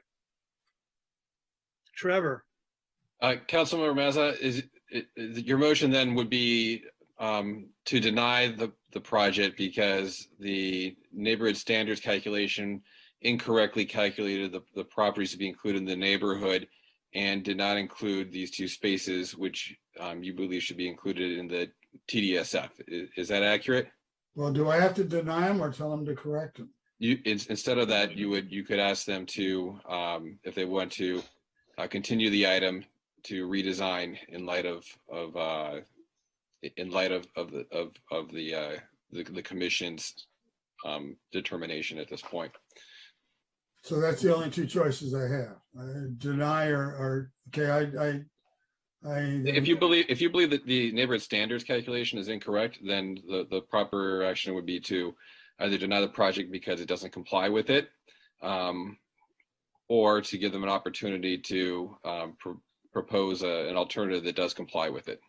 Okay, I would like to make a motion, I guess, to continue for them to have an opportunity to comply with the proper neighborhoods, legal proper neighborhood standards calculation. And Jeff, it's a law. Okay, Yeah. don't laugh. Law, you shouldn't laugh about laws because they're And righteous to it, John. Yeah, you're real righteous. Chair If you Hill. got a Lamborghini, you Yes, go John, 200 miles an hour. John. Yeah, okay. I would recommend, before taking the motion to continuous, maybe you take a straw vote to see if there's support for this motion, because you may want to then ask the applicant if they do want to continue or take a denial. if there are 3 votes that agree Right, with right. Commissioner Mazza. Okay, well, I'd like to take a straw vote. I'd like to ask that question and ask them whether they want to be subject to coastal appeal. Yeah, I'll say I agree with John. I also want to mention that on the neighborhood standards, in contrast to something like site plan review and neighborhood character, that we don't have the room in that discussion, in that determination, to take into account that there's a lot of goodwill in the neighborhood. That would come into play in neighborhood character because they would be speaking for it. But here, it's not about how everybody feels around what the neighbors think, unfortunately. I disagree that it comes into play in the neighborhood character. Well, that's a route we can go down when next time we face that, but not to prolong this any more than need be. So I would, on the straw poll, I would join him. I'm guessing the only question mark here now might be Mark. Yeah, I can't support John's motion. I just disagree with the premise of the how you're calculating the neighborhood character, and you either got to do it one way or the other, and so that's not something I would support. Okay, so John, it sounds like your motion is not going to go anywhere. So what would be the next option? Does somebody want to? John, do you want to provoke? You have a motion on the table. If he wants to withdraw it, then we can move on. But otherwise, he's got the floor. Oh, I'd like to take the vote so we can have it on record. It'll be used later. Okay, can we call? Do what? So the motion is then to deny the project for a failure to include the proper neighborhood in the neighborhood standards calculation, that the neighborhood should have been defined to match the 2005 determination. And in addition, that it did not include the, is it the machine room? Do you want to, 2 areas as part of the TDSF, and those areas, Chair Hill, I believe, were a machine room. Was there another location? They're labeled on A03 as storage/mechanical and mechanical/phone. Thank you. Does that reflect your motion, Commissioner Mazza? Well, yeah, I would, before we vote, I would like to give the applicant the courtesy of asking for continuance. But that's the point of taking the straw poll. Yeah. Well, no, he's still got a choice. I mean, I just like to give people choices. He can say no. I just would like to ask. If I were, Well, is there a second? Say anything. Is there a second for the motion? I seconded that previous motion. Is that what you mean? The one that we just. Yeah. Okay. No, I seconded that. You second that? Okay. Then if you want to unmute Mr. Schmitz, if you want to ask him if he wants the continuance, it's up to your discretion. Sure. No, we're not in support of a continuance. Yeah. Okay. Didn't think so. John, do you want to withdraw the motion and try something different? No. You want to have the vote? Yeah. Yeah. Let's have the vote. Commissioner Mazza, No. Wait. This is your motion to deny. Yes. Chair Hill, Yes. Commissioner Jennings, No. Commissioner Wetton, No. Vice Chair Smith, No. motion fails. Okay. Do we have a new motion? Jeff? I'll move the staff recommendation. I second it. For discussion or any conditions or friendly amendments, anything, any discussion here? That's my motion. Okay. Nobody has anything before we go to a vote on it? Well, I just hope the applicant understands the ramifications of violating the LIP. Okay. All right. Let's call the roll then, please. Commissioner Jennings, Yes. Vice Chair Smith, Yes. Commissioner Mazza, No. Commissioner Wetton, Yes. Chair Hill, No. motion carries. I move Right, we adjourn. well, Can I move? Yes. Move we adjourn. Are we done? I'll second it. We're not having enough fun yet? Yeah. Motion to adjourn. Call the roll, please. Commissioner Jennings, Yes. Commissioner Mazza, Yes. Commissioner Wetton, Yes. Vice Chair Smith, Yes. Chair Hill. Yes. Motion carries. Meeting adjourned. Thank you very much, ladies and gentlemen. See you next time. Hope you're all doing well. Next time no, No, not yet, I don't think. not yet, okay. Yeah. All right. Good night, folks. Thanks, everyone. Right.